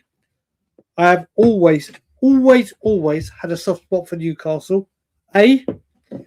Because it is the birthplace of my footballing idol, my footballing hero. For me, the greatest player I will ever see live in a Spurs shirt, Paul Gascoigne. I love the Geordies. The Geordies, if you ever go to Newcastle, the Geordies are incredible supporters, incredible people on whole. And I love St James's Park. I love that stadium. I fucking love it. So I will be a Newcastle fan instantly. Instantly. But if Spurs go down, I won't be following the Premier League. I won't. That's where it is. Yeah, listen, if I step away, which, like I said, I am very, very close to doing so, it will be radio silence from me until Enic go. It won't be until Poch comes back or this one comes in or whatever. If I decide to take this move and step away from Spurs, and when I say step away from Spurs, I mean step away from Spurs. I mean not going to the Scotland Yard anymore, not talking about Tottenham with friends, family, publicly, privately. I mean lock, stock and fucking lot. If I do decide to take this break, the only thing I'll ever do with Spurs is check the score after 90 minutes. If I do decide to take this route, I will be gone until we go. That will be it. To use the lines of the famous documentary, it's all or nothing with me. It always has been. If I do decide to do this, I will not speak about Spurs with anyone. Oh, sorry, guys. Anyone on WhatsApp, anyone on the phone, my nephews, my wonderful, beautiful nephews who have got so much into Spurs, which I apologise for, Isaac and Noah, and Joseph and Levi and Sophie. I won't speak about it with them. It will be a clean break, and I will not talk about it, sir. I am. It's one way or the other with me, and I've got to decide. Chinwag, okay. Let me just cut this off and deal with this right now.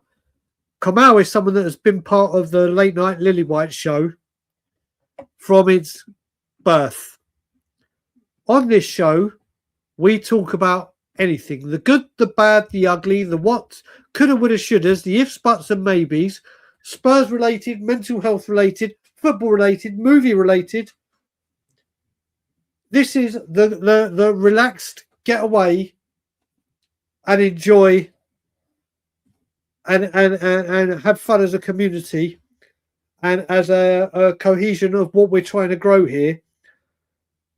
That question is more than accept. Kamal, don't worry. There's more. Chima, this is what happens on this show. I don't think that you're grasping what the show. This is not just Spurs talk. This is Spurs fans talking together about anything and everything. And we've had some stupid topics on here, like worst flavour crisp packets, funniest statements you've ever heard. There's been so much talk and spoke about on this channel or on this show, and questions like that, more than happy as the co-owner of this channel and host of this show, more than happy to answer, more than happy to discuss, and we'll continue to do so. Mate, look, like I said, I will always support Spurs, whether I decide to follow them or let them affect my life or let it take over me. That is another question. People will deal with Spurs how they see fit. There is more to life than this rancid football club of what we currently are. And don't get this twisted and don't get this wrong. We are rancid from top to bottom. From the owners to the fan base and everything in between. Don't blame me, KPV. Don't blame you whatsoever, brother. Don't blame you in the slightest. Tony. Oh dear. Funny story with that. So here we go. As I was saying to you, Maxwell, this could be a show where we speak about anything. I used to love the NFL when I was a kid back in England, around the teenage year, and I loved the San Francisco 49ers for one reason and one reason only. Jerry Rice, the greatest player to ever play NFL football, in my opinion. And then when I moved over, and this was before I had my anti-red, won't use a red pen, won't wear red clothing because it represents the filth.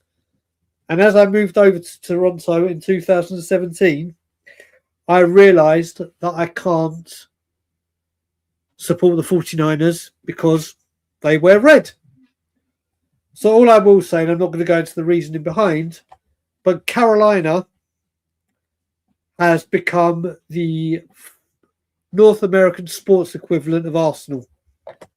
And it was the year where the Philadelphia Eagles won the Super Bowl in 2000. I don't know if you call it 2017 champions or 2018, because obviously the Super Bowl is in February.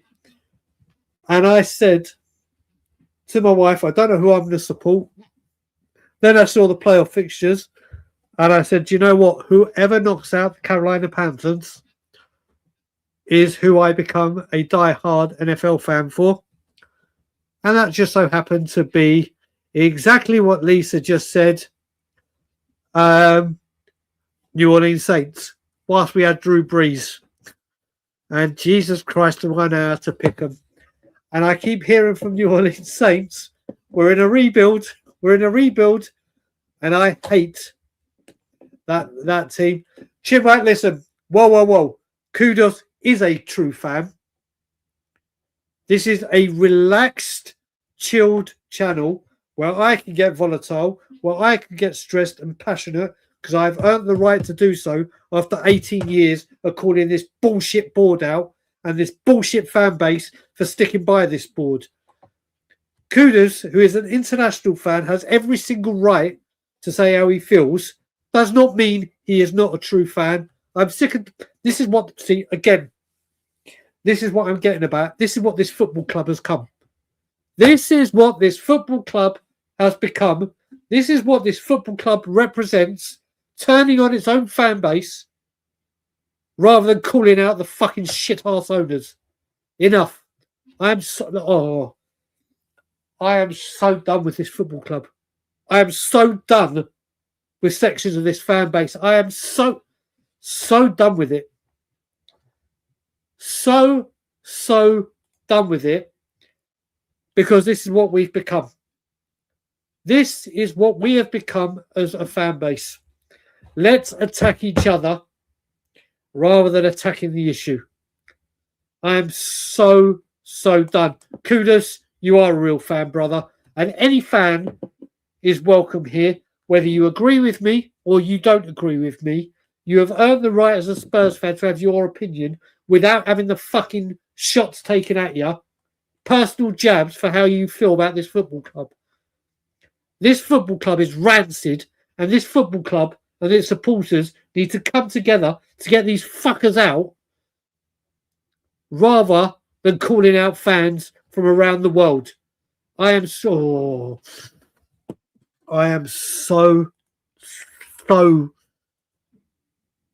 Woosa. I'm on the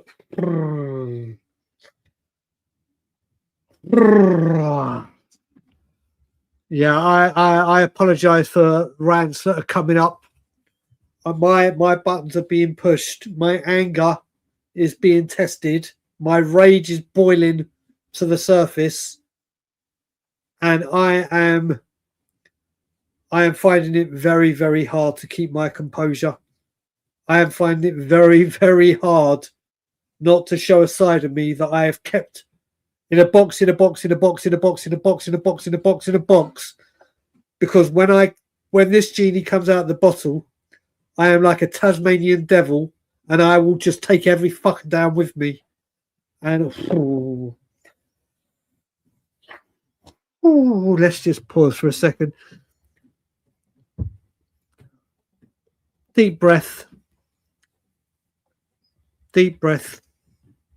And you know what? There'll be fans that will clip this, that will talk about this on social media. Couldn't give a fuck. Couldn't give a fuck. Tottenham fan, born and bred. Seen the glory. Seen the incredible players. Seen Spurs make transfer signings that will blow people's mind. To see this fan base ripped apart by its fucking bullshit owners.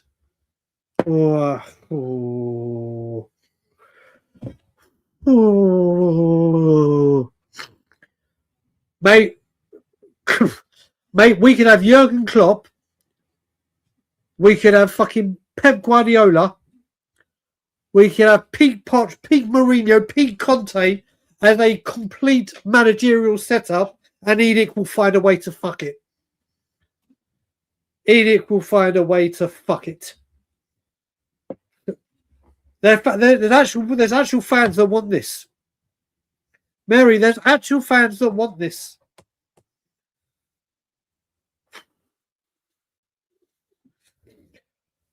Oh, Jesus Christ. No, mate, honestly, kudos. I'm finding things very, very, very, very tough. Lisa, exactly. You go watch any other documentary, especially the Newcastle one, and watch what the Newcastle owners have to say about how much input they are going to have with footballing matters. It will make you sick, because all they turn around is say, I have no knowledge about football. I give money. I bring people in that know how to run football clubs. I'm a busy man. If I have to, why would I?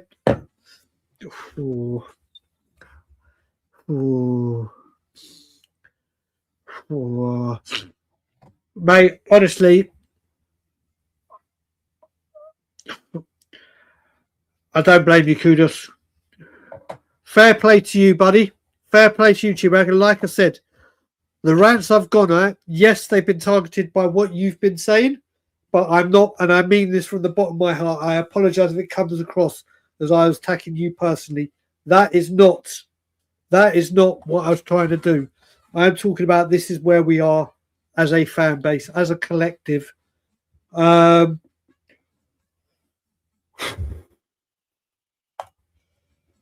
Oh, Jesus.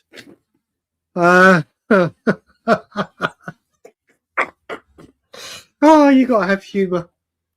You've got to have humour. Mate. Mate, this, like I said, good night, KPV. I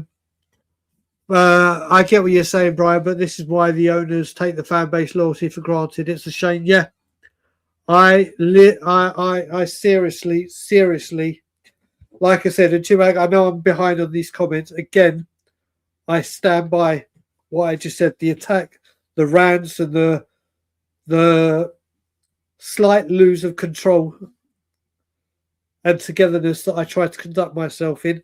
I apologise if it comes across that I was aiming that directly at you.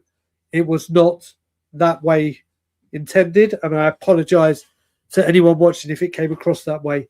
That is not me. That is not the person I am. It was aimed at the way that this fan base are now so divided, so split because of this goddamn ownership. So, Chinwag, like I said, apologies if it came across that I was personally attacking you, because I swear from the bottom of my heart, and I'll kiss both my grandparents and the ring my grandpa gave me on their graves in their memory.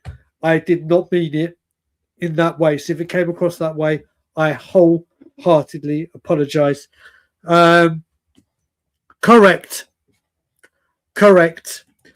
Southeast Coins. I'm sure I got a message from you, and I don't know if I've responded to it. But I'll get back to you. Yeah, surgery went well, bro. Surgery went well. Came out. I was very on whatever drugs I was on. When the dentist and the surgeons were telling me about how the surgery went, what they had to do, thank God my beautiful wife was there, because I kept commenting that all I could see was loads of bunny rabbits and how I want to take one of these cute bunny rabbits home, only to be told there are no bunnies, and if we were to take a bunny home, Chewy would probably eat it. Then I'd say, well, then I'd have to eat Chewy. Chewy will have to learn the hard way. Then I got home and I sent voice messages to people singing the Teletubby song. Unbeknown to me. Recovery was a little bit of a bitch for a few days, but so on and so on. No, I've said it before, and again, I don't want Pochettino. I'm going to say it now. Under Enic, I do not want Pochettino back. It is Enic 101 playbook. Let's bring some nostalgia back. We won't back him. We won't give him what he needs, and then things will turn ugly. If Spurs had new owners, Pochettino, 1 billion trillion gazillion %. Under Enic, I don't want him anywhere near this football club. Big up Maryland.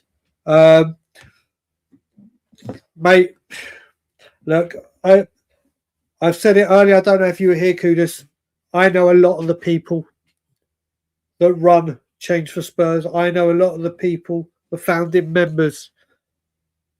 I applaud everything they did. They took over the mantle, or the battle, whatever you want to say, from the group I stood with, because they wanted to go down a fresh approach.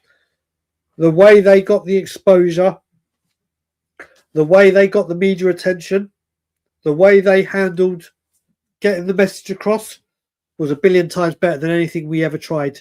But we didn't have people on board to think the way they thought and to do this right. Change for Spurs, like I said, I will always support them. I will always agree with what they stand for, what they want to do. But I am not spending time going on and preaching about planned protest at the club and what they plan to do. And it's not because I don't believe in what they're trying to do. I am sick to death. I'm sick and tired of being sick and tired of coming out, backing them, spreading the message far and wide, hearing a week or 2 weeks, 3 weeks until the protest going, do you know what? And hearing all the noise around Change for Spurs. Yep, we've got to support, we've got to do this, we've got to do that. They talk the talk, the fan base. They will never walk the walk. And I'm sick and tired of being sick and tired of really believing that this fan base have now reached a level where now Change for Spurs will have tens of thousands. Not thousands, tens of thousands. But when push comes to shove, when the going gets tough, the weak go hiding. And that's what the a majority of the match day the home match day going fans do. They talk the talk, they won't walk the walk. And as much as Change for Spurs try and bless their hearts, and I wish them every success, I do not trust this home fan base. That's why I'm going to be working on international protests, because I know the international fans They can't get to London every single week and have their say and voice their opinion. They all want to. They all want a place. They all want to be a part of something and be able to contribute. That's where I'm focusing right now. I wish change for Spurs every luck and success in the world. I will always agree with what they say. I will always want them to carry on. But I don't trust this home match day going fan base anymore. And I refuse to waste time trying to convince them. And that's where I see it with that. Oh, absolute. The man is a fucking disgrace. Jonathan, big up to you. I hope you and the family well. Nothing mentioned as of yet, according to Spurs release from his staff. That'll probably come out in the next. They don't want to give you all the information straight away. That will come. That will come over the coming days. Who knows? Probably all gone. Johnny Heitinger will be in charge. Who knows, Jonathan? Mate, honestly, I really hope every single manager turns us down. I really, really do, mate. It don't matter. Just, do you know what? In all honesty, if Spurs go deeper into this Champions League, we've seen that we got our form doesn't do well after it. Going further in the Champions League, which could be great financially, could be absolutely disaster written over it for the Premier League, including the injuries, Tony. I shudder to think.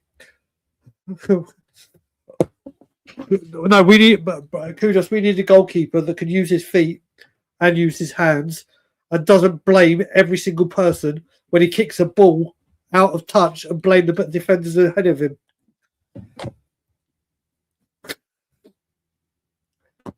I don't know. I'm waiting for Spurs to put a post out on LinkedIn looking for fans that may be able to play up front. Big up, Gary. Big up, brother. I'm really scared for the rest of the season goes. I don't know who we even get in. Obviously, the club won the summer. I'm going to be very, very careful with what I'm about to say. And people who know me, if De Zerbi walks through the door of this football club, goodbye. Goodbye. See you later. Ta-da. Sayonara. You will never, ever, ever hear from and see from me again, even if Enic sell. Done. I will be out. If that man comes in, for many reasons. Gary, if are you back in the country yet? But yeah, he comes in. Goodbye.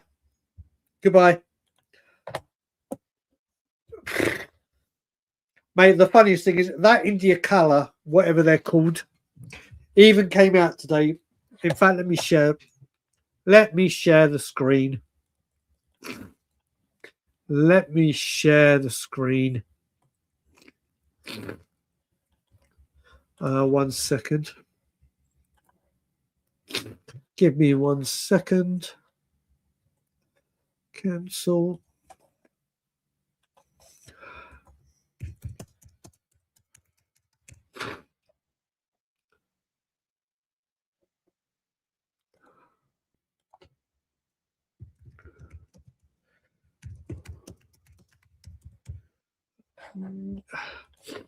Right. So where was I? Let me just let's all have a laugh at this. Whoever the fuck runs India colour. Do you want to see the funniest thing? This is what social media has done to modern day football. Let's all have a look at this and have a laugh at this. Of all the things that have never happened in life, this one never happened the most. Exclusive. Spurs have approached Diego Simeone reps, but we're told we are looking at all options available to our client in the summer. This happened today. we are told by sources in Spain, the highest paid manager in world football. And apparently, Enic 101, Spurs have reached out. Let's all laugh at what Enic fucking do. Let's reach for the stars and come up with this shit and say at least we tried.com. Diego Simeone in talks to fuck off. The one superstar youngster we scat his lip, mate. Look, you think to know his character that Enic would have wanted, much less the fans. My bet, mate. Like I said, he steps foot in N17. We get a here we go. Goodbye. Mate, Lisa Honey. Look, football managers speak, football players speak, ex-players, whether you played in the same team or play. There is absolutely no doubt in my mind that Vuskovic and Kane have had conversations about Tottenham, not about whether he should stay or whether he should go. Absolutely. We're a business club. Yep, that's exactly what we are. We are a business. Situation of the club. Only 12 fit players. And out of those 12, we've got half fit Spence, Dragusin and Solanke, 3 kids, Gray, Tell and Souza, lastly Mawani. Tottenham Hotspur, ladies and gentlemen. Enic's Tottenham Hotspur.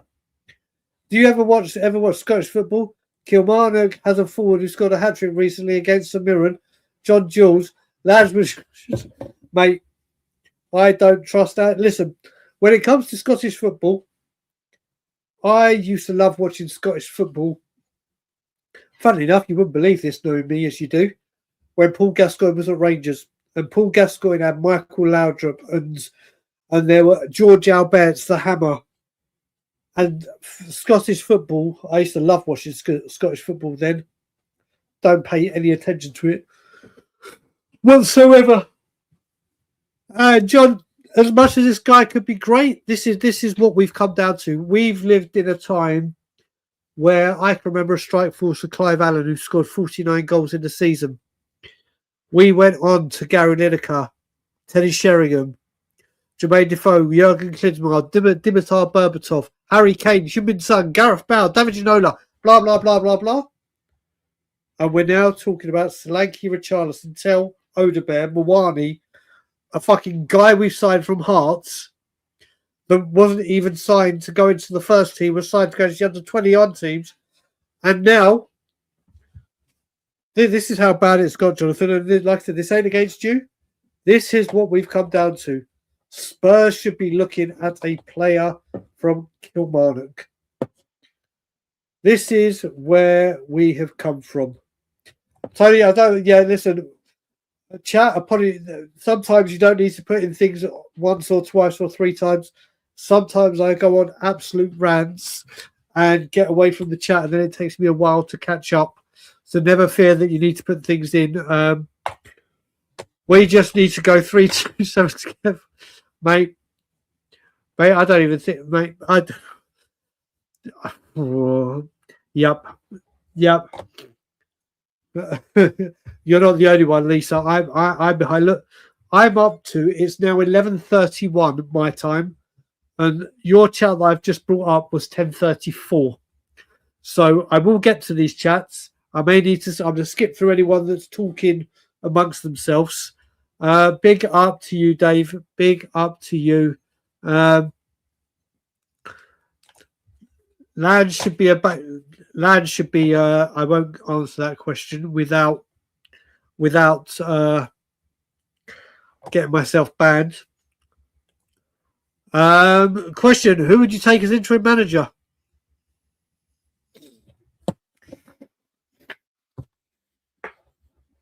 Don't care. As long as it ain't De Zerbi, I don't care. Even said today on a multitude side, Gareth Southgate. I'd 100% take him as interim. Any England fan or Englishman, when he was appointed England manager, if anyone had said, do you know what, Gareth's going to take us to a World Cup semi-final and back-to-back Euro finals, they're lying. He came in, and what he did for England, yes, he's got the creme de la creme of England right here for 12 games to make sure we do better than West Ham results. Southgate over De Zerbi. Fuck, I'll take Stevie Wonder and Ray Charles or any blind man ahead of De Zerbi. But, well, I mean, come on. What kind of person is going to come in? I tell me a manager right now that's going to come in and people that come in and come for 3 months and have to deal with the crap. We are a graveyard for managers. Any manager that wants to kind of do better in his career or use us as a springboard, you're not going to get the time. You won't be backed. You won't be supported. None of it. None of it. So I don't know. Why not keep Lads as a scout, but then go... Mate, Lads needs to get the hell away from this football club. Look what he's done. Even with the youngsters, whatever, this January is an absolute a damning indictment of what this prick is about. Can't attract players, goes missing, and then comes out with his potsy video afterwards. It's like, as we say in America, but where's Waldo, and where in England, where's Wally? This guy, I would rather have my 13-year-old nephews, Isaac and Noah, as scouts over Lange. This guy's got no talent ID. He's got nothing.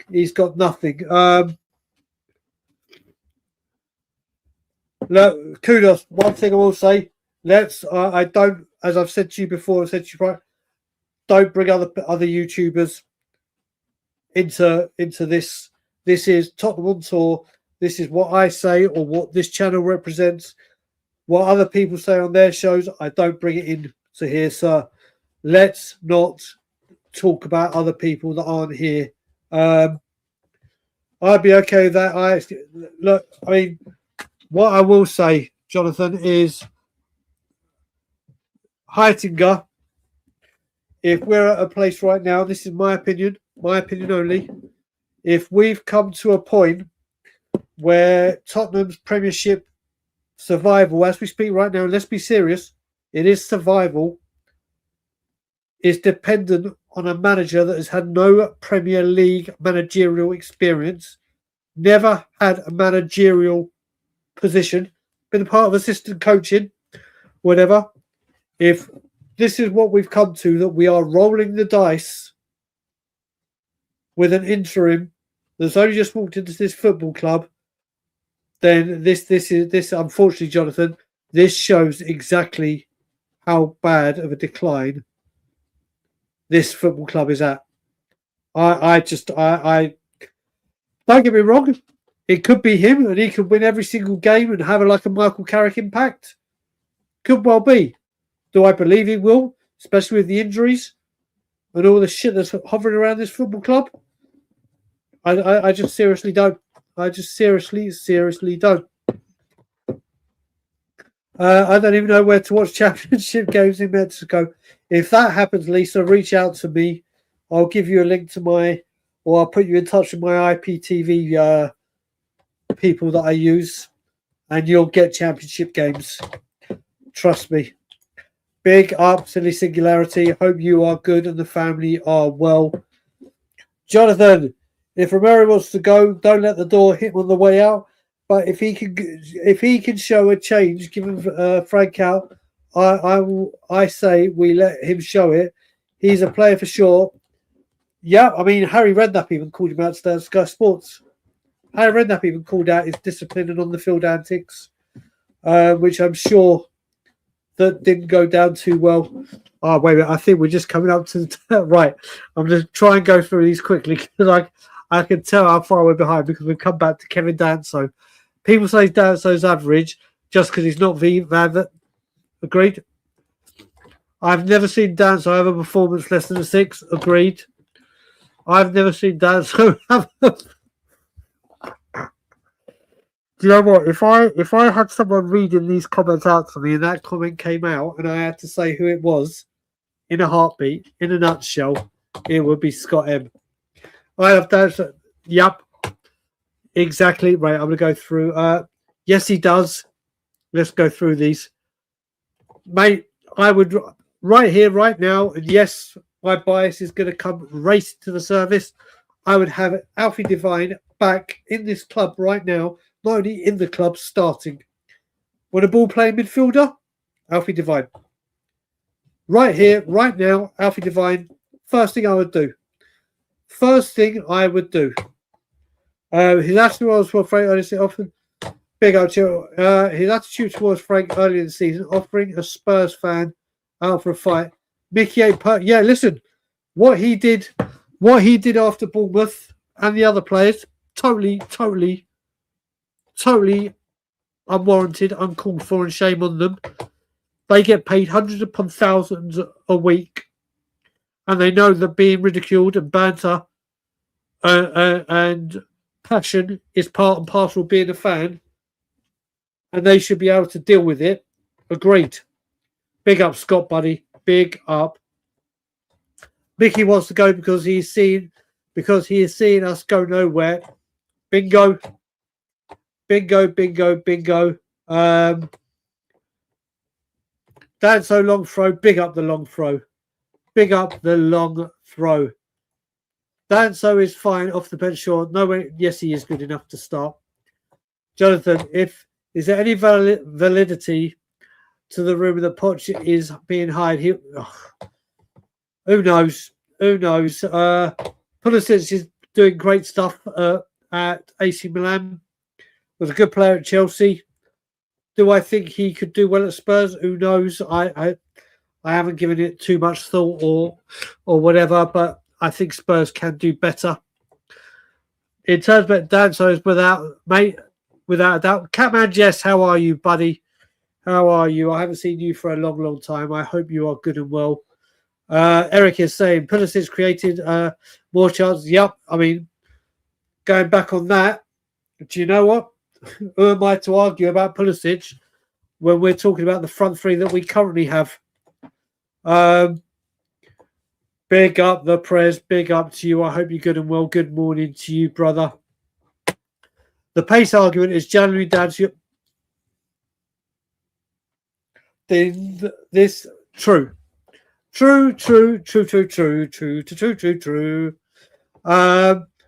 Let's have a look. The stadium is a transformer. Yes, a transformer of the league we play in, not what goes on the pitch. Big up a purpose. I like that.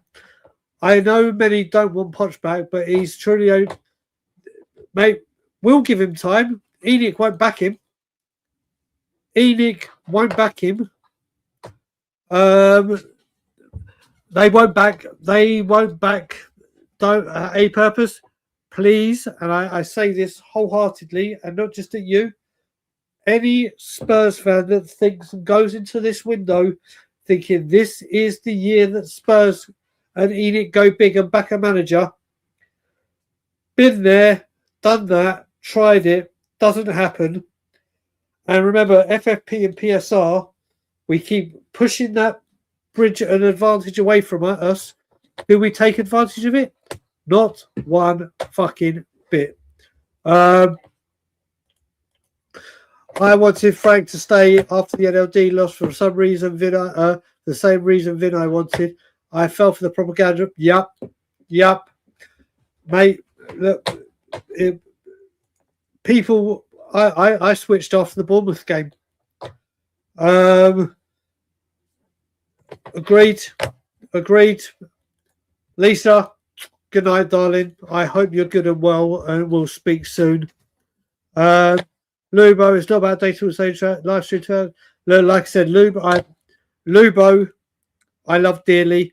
Lubo, agree with a load of the shit he says. I am never ever going to throw disrespect or anything to what Lubo says. There is, if you want to talk about a die-hard, hardcore, been there, done that, travels everywhere, you will be hard pressed to find someone more than Lubo. Mate, again, dear friend of mine, great person. Jonathan, I don't know if you'll see. Yep, look, number 8, my hero, my God. I thought I'd wear this because I keep doing that. I thought I'd wear it because let's face it, where we are back in the 90s. All the good stuff that has gone in between the 90s and now has been eradicated. So yeah. So you would stop supporting Spurs because did I say that? Did I once say that? I have never once said that, even on this show. We were asked the question: if Spurs were relegated, who would you be in the Premier League? Newcastle's my answer because I've got a soft spot for them. I will never ever stop supporting Spurs, ever. But I use the word supporting in a very, very different way to what I do right now because I am on the verge of saying I'm going back to being Brian Daigle's Spurs fan, away from all the social media, away from YouTube, away from and done. Because the football club that I fell in love with, the football club that I was told wonderful stories about, the illustrious history, the wonderful players, the great football, what the club and the badge represented, they have gone. Those days have gone. This ain't the Tottenham Hotspur I fell in love with. The Tottenham Hotspur I see right now are unrecognisable to what I see now. So I don't know where you've got this is the other thing. This is what people do. They hear one thing, don't listen, mix it all up and come out with, so I would stop supporting Spurs because they're in the Championship, which I never once said and never once will I. But hey ho, you do you. Big cut off. Sorry, mate. Like I said, sorry, Jamie. If you watch this back, relegation being at the end of the club is what Enic always wanted. Look, again, I'll say, Enic do not want relegation. Enic, if people think Enic will sell after relegation, you're very much mistaken. So Tottenham is a money printing organisation because this fan base swallow the bullshit that are given to them. Let's go back to back in the day when we spoke about mint chocolate Pringles, the good old days, eh, Jonathan? It's okay. I don't mind people. I come here to relax, Brian. It's great, mate. Always a pleasure, brother. Always a pleasure. That's a very good equation. A very good equation. Good morning. I was so looking forward to 12 days off, but we have to go. Correct. The guy blocked me. Listen, mate. Like I said, I am so sick and tired of this. What this football club has become. Exactly. Like I said, this is where we are. The small base is massive. Correct. Citrus ball. I'm mate. All I will say is, how can I reword this? I was wrong. I was wrong. That's all I can do, mate. I have got egg on my face. I own my errors. I own my mistakes. And boy, did I get that wrong. Eric, I don't need to chill, brother. I don't need to chill. Like I said, one thing you'll never, ever get from me is me not telling it how it is and how I see things. I speak from the heart. I speak as I see it, when I see it, how I see it, and no one will ever take that away from me. Ever. James, I actually feel sorry for Frank. I think I somewhat agree. He didn't help himself. That part I get. That part I get, Eric, bro. Listen, it's how I am. It's how I'm wired. And it's what I will always be like. And that's it. That's where I am. Do you know what? If anyone does watch or has watched the Netflix show, which I'm rewatching just for shits and giggles, Fubar, there's a part where obviously Arnold Schwarzenegger says, "That's it and that's all," and that means it's final. Mate, that is where I am right now. That's it and that's all. When I go on my rants, YouTube brings the best, but mainly the worst up. Love you too. You're on mute, Mike. It's what it does. It's what it does. Listen, I know I'm a very, very easy target because I'm very vocal on YouTube and social media. And I always know when Levy out is going wild and is on the up, people give me, and people like me, a lot of things to say. But then also, when you say other things, you make yourself a target. And it's part and parcel of it. It's part and parcel of it. And it's how you can deal with it. It's how you can switch off from it. And sometimes, like I've had a couple of times in this show, I don't have a filter, and I can be very, very volatile, and it brings the worst out in me. And unfortunately, this pathetic ownership and sections of this fan base are pushing the buttons that I don't want to be pushed. And sometimes I find it hard, and I apologise if I offended anyone, but I stand by what I say, and I will never change that. Russell, you are so bang on. You are so bang on. Giveaways, we're not back in pots for 3 windows. 73 days without a manager. Keepership plays like underbelly. There we go. Jamie, 100%. I want Poch back, but not this summer. It will bang on. I've just calmed down, Kamal. I have just calmed down. And you know what? The fans that are saying, and the one thing I do agree with, if Levy was here, Frank would have been gone ages ago. But don't get it twisted. We still would have had this January. We still would have had all the shit. And we've had 25 years of his stupidity. And now we've got fans going, oh my God, if Levy was here, things would be different. The only thing that would be different is Frank would have gone earlier. That's the only goddamn thing. I feel like the internet should use its power and petition to get a prime team in the Ballers League so we have another club. Oh, mate. Me and Gaza immediately, or Jan Vertonghen. You don't have to ever apologise, my friend. The nicest guy in you. Cheers, buddy. Listen, I appreciate it. Point Dexter, Charrington out, Woolwich Vinay out, Pushover Lange out, and useless Lewis family out. Bingo, jackpot, Yahtzee, knockout, all of the above. I got Russell. Good night, brother. Good night. Brian, 15th of Feb, India versus Pakistan, coming up in the Cricket World Cup. Now, I will say, my dad is like obsessed with cricket. Obsessed with cricket, probably more than football. But a lot of that is because his late father, my grandfather, that I never ever got to meet, he died when my dad was young. He supported, or they lived in Essex, and where Essex played cricket was across the road from where my dad was growing up and brought up.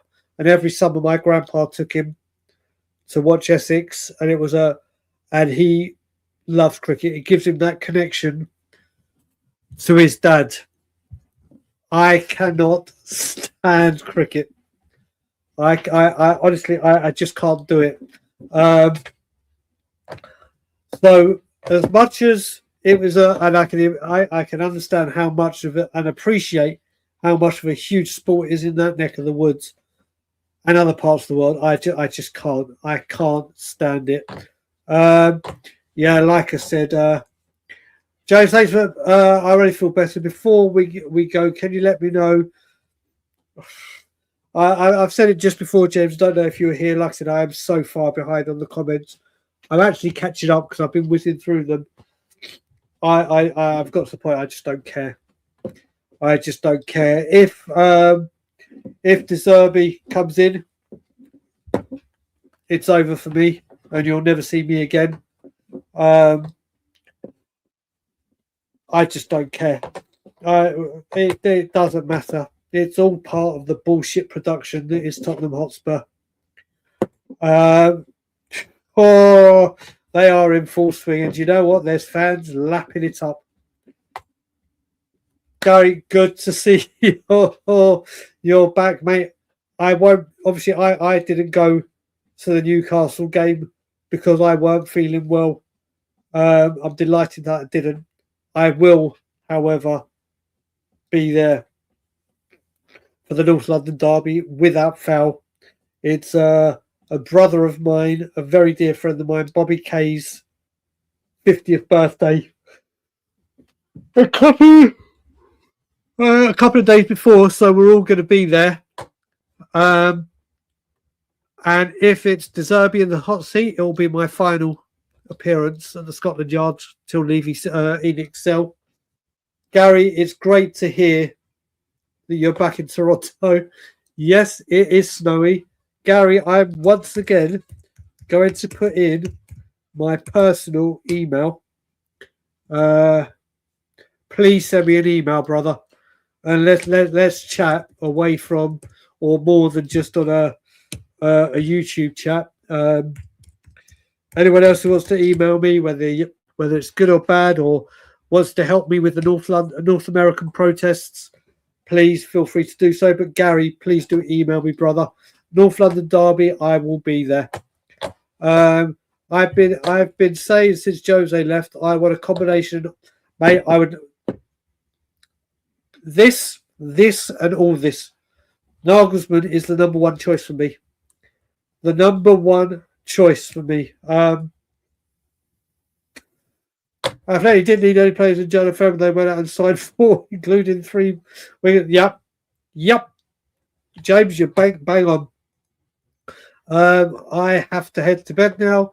We'll watch the rest of the street. Okay. Big up to you. Big up to you, Gary. You'll get my message when you rewatch it tomorrow. Big up to Gary. I can't wait to meet this guy. The great thing that Tottenham do is international fan base, whether you're from England or from wherever, get to meet, get to speak. And it's one thing that is great about this football club. Oh, dear. I'm with you on Southgate. Personally, I want chaos. No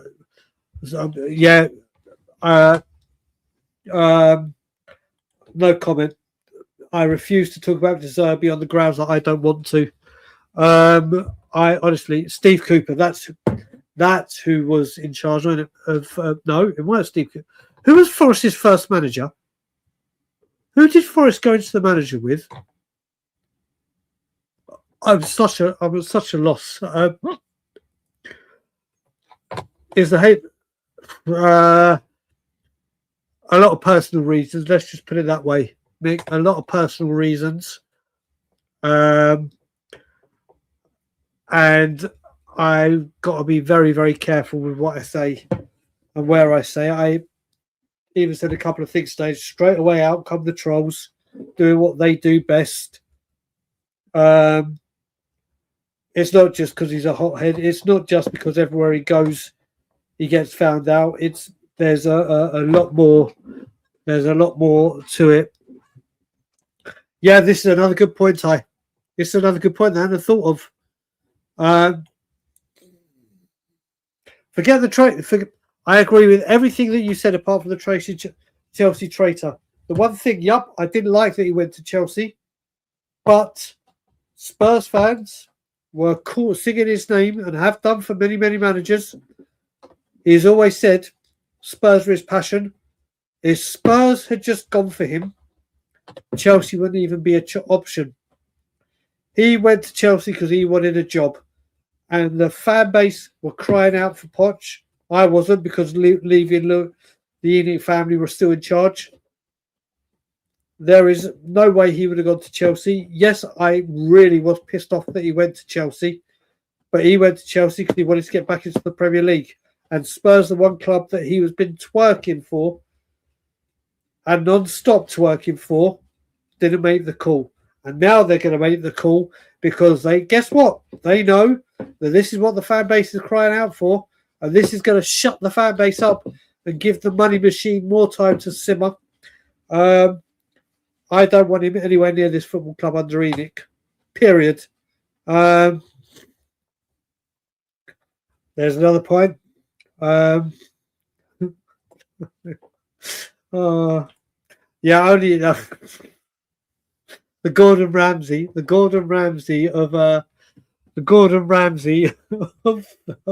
of cuisine. Big ups to you, Citrus, mate. Much love and respect to you. See you later, Kamal. I will be wrapping it up shortly. Morning, Rinketic. There's my email. I have caught up. Good morning, Brian, in the chat. And on that note, at 11:58, coming up the 3-hour mark, I am going to call it quits. So anyone that's just joined, thank you for joining. It's been a good therapy session.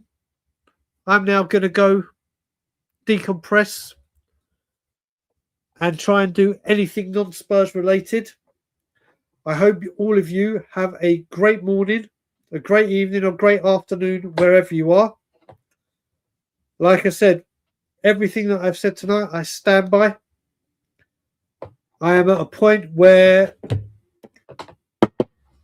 I don't know how much longer I can continue backing this club, supporting this club as I do, letting it affect me the way we do. This is not a football club anymore. This is definitely not a football club that I recognise. Like, comment, share, subscribe. This is going to take a while now. And as always, fuck the medical team. And as always, fuck Lange. And as always, fuck Vinay. And as always, fuck Enic. Enic out.